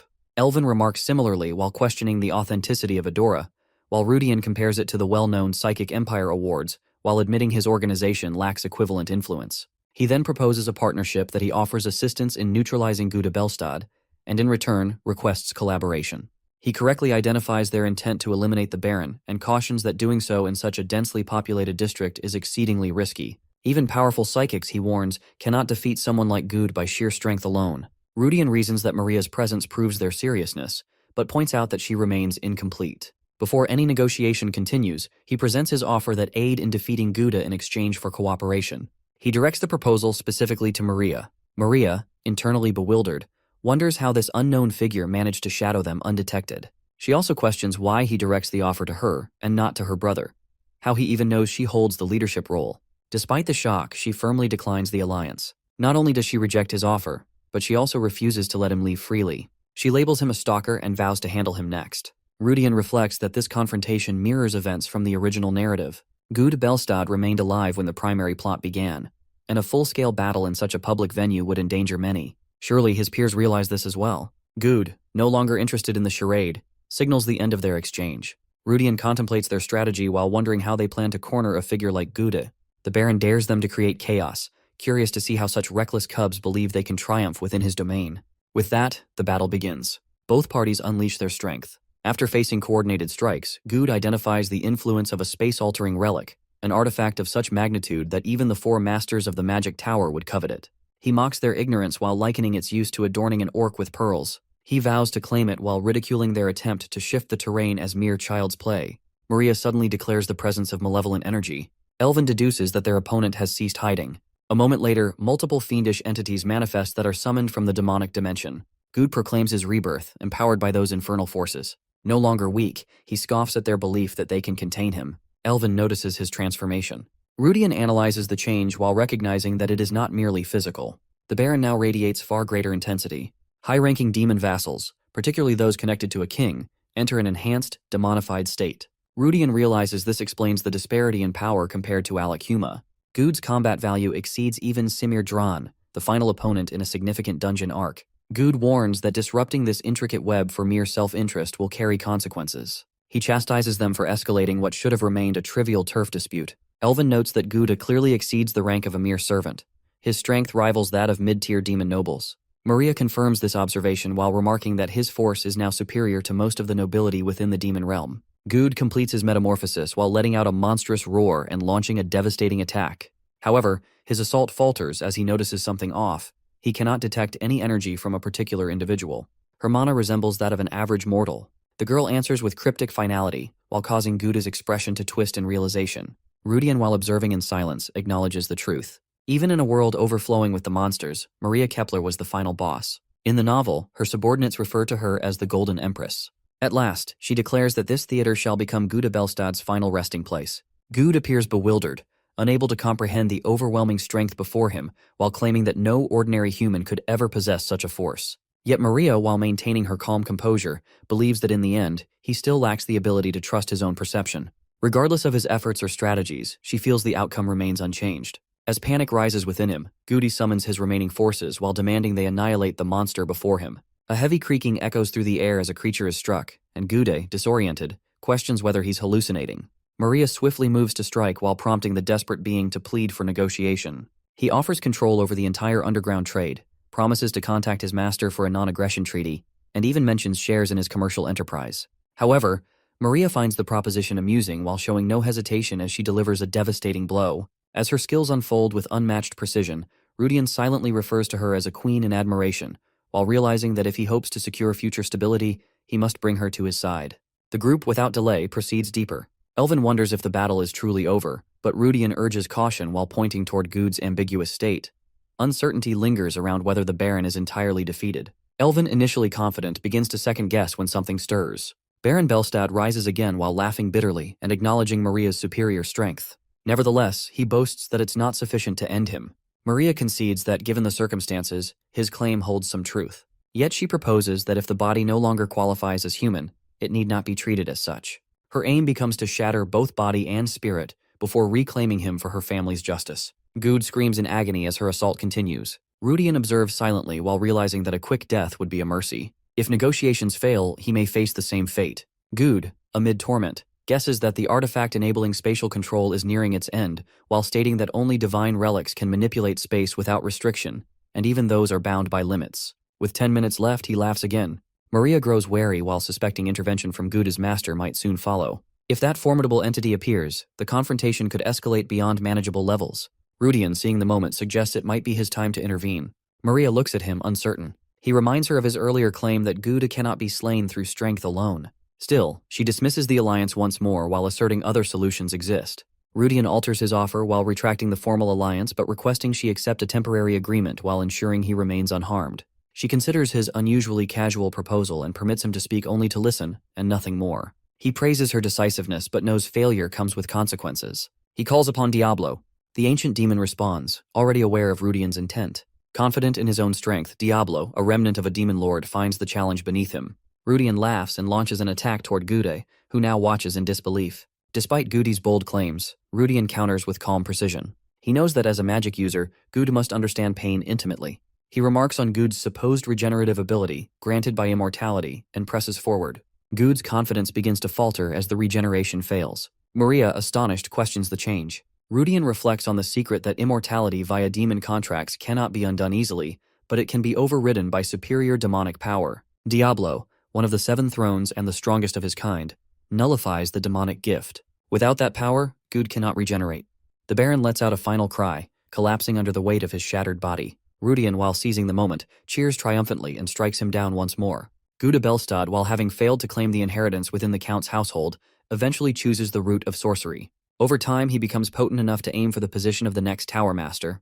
However, his advancement eventually plateaus, and he falls behind others in the race for succession. Driven by hopelessness and haste, he encounters a demon, and ultimately surrenders to temptation. From then on, he serves merely as a pawn for the Demon King. He eliminates his own lineage and ascends to lead the Merchant Coalition. Since that point, he has functioned as a crucial financial supporter of the demonic forces within the Empire, and serves as a connector between demons and the elite class. Rudian, in reflection, believes that no matter how limited the magical path may have seemed while forming alliances with demonic entities, is inexcusable. With Gude now gone, the demon's influence within the Empire weakens considerably. However, the magical energy extracted from him is noticeably less than what was obtained during the encounter with Casley. Maria, filled with disbelief, wonders how Rudian managed to defeat Gude. Upon noticing the sword he carries, she realizes it is a demonic weapon. He confirms this without hesitation, which leads her to question his sanity. She wonders if he has become overwhelmed by demonic influence. But he calmly argues that if he truly were a slave to dark energy, it would make no sense for him to have defeated another servant of the demons. Diablo interjects with amusement while recalling several individuals from the past who achieved the same. Rudian quickly silences him, urging focus on the current situation. As Maria questions how he wields such a weapon while retaining a clear mind, she realizes those concerns are secondary. What truly matters is that he honored his commitment. She agrees to listen to what he has to offer. Soon, both head to Maria's quarters in the Manhwa Empire Academy. There, she formally introduces herself as Maria Lou Kapler, the future leader of the Psychic Empire. Rudian introduces himself as a former operative of Adora, a covert group dedicated to maintaining global harmony. Maria remains skeptical while stating that none of the intelligence her forces possess mention an organization by that name. Rudian admits that their group is small and highly selective, perhaps even singular in personnel. She then directly inquires about the benefits of forming a partnership with him. Smirking, Rudian acknowledges that he could list countless advantages, but chooses to present only those necessary to persuade her. He explains that among the many underground factions, they approached the Psychic Empire specifically because it fulfilled Adora's 3 requirements: absence of evil intentions, possession of institutional influence, and pursuit of shared benefit. Maria accepts the first 2 but questions the third while noting that he speaks of mutual goals without knowing theirs. Rudian asserts that psychic talents, unlike magical arts, are not publicly accepted form of supernatural force. Maria, surprised by his understanding, questions how he knows so much. He reveals that her people have been discreetly suppressing demonic activity to monopolize credit and avoid external interference. If they succeed in eliminating the demon influence rooted in the Empire, even the royal family would begin to favor psychics more openly. This objective aligns with Adora's own goals. While demon corruption across the continent grows uncontrollably, the Empire is still in a relatively better state. But nearby nations have already been overtaken from within. Rudian assures her that a proper investigation would confirm the truth.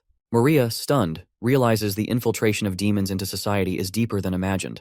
Gude Belstad, as the leader of the Theoris Union Trade Guild, controlled nearly a fifth of the Empire's logistics. And yet, he was nothing more than a minor piece in the demons' plan.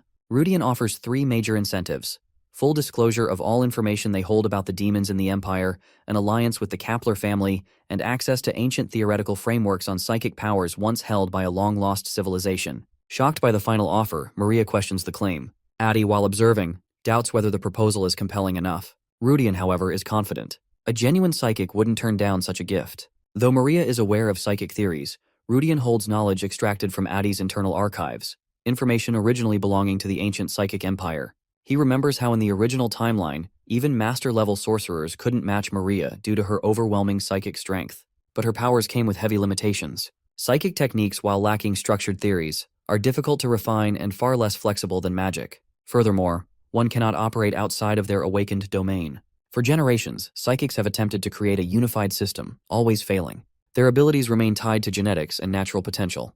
But now, there is a clear method to break through those barriers. The full theoretical framework held by Adora is likely their greatest hope and Maria's ultimate dream. Inside the Psychic Empire's hidden base, Elvin checks on his sister. Maria assures him that she's unharmed. Elvin vents frustration at Rudian for disrupting their stability. She explains that refusing his offer wasn't an option. Elvin questions Rudian's identity, as intelligence reports describe him as an average citizen. But no ordinary human could wield a demonic sword and remain in control. Maria explains that such weapons contain high-ranking demonic spirits, and anyone unqualified would lose their soul the moment they touched one. They both grow increasingly suspicious. While Rudian knows almost everything about them, they still know nothing about him or his organization. Elvin remarks that if Rudian becomes a threat, they can eliminate him later. Maria focuses on the immediate benefits, information, alliances, and ancient knowledge. These are too precious to ignore. Though she still questions whether Adora's mission truly centers on global harmony, she acknowledges that they have a meeting with him the next day and decides to rest. Elvin wonders about the connections Rudian claimed to offer. Maria speculates that he might introduce them to martial-based noble houses, perhaps even ones at the level of a marquess. There are about 5 possible candidates. He considers that it might involve the frontier Duke family, possibly the prestigious Iskar lineage, especially since Rudian himself is rumored to come from there. Maria simply concludes that everything will become clear soon enough. Rudian thinks carefully about the situation. Good Belstead had been the top target for assassination, but Rudian had originally planned to go after him only after he had a solid position in the capital. Now that Gouda is dead earlier than expected, Rudian knows things are going to move faster, and he needs to be extra careful. He's still in the part of the timeline where he can make a difference, and he knows one mistake could ruin everything. As he sits in the academy courtyard, he notices senior students starting to sit beside him. He's confused that why are the minions of Maria gathering around him? They say they're just following Maria's orders. It seems like they're watching him, but one of them says Maria told them to include him in their group. He's not sure about the word faction, but a younger boy calls it an alliance instead. Rudian thinks to himself that no matter what word they use, the real reason is obvious that they're keeping an eye on him. He remembers that Elvin and Karen used to be on opposite sides. Now that Karen has to protect him, and if he's staying in the same group, things might get a little awkward. The siblings bring up Maria again while saying Elvin has joined too. Then Maria shows up and calls for Rudian. Elvin wants to know where Rudian is taking them. Rudian doesn't give a clear answer and just says that they'll understand once they get there. The scene shifts to the garden inside the Imperial Palace of Morian. Luciella arrives and greets the Imperial Prince respectfully. The woman in Prince's arm, Citri Belstead, daughter of Baron Belstead, also greet her back. Prince was quite irritated at Luciella for not accepting his girl's greeting. Citri says it's been a while since she last saw Luciella.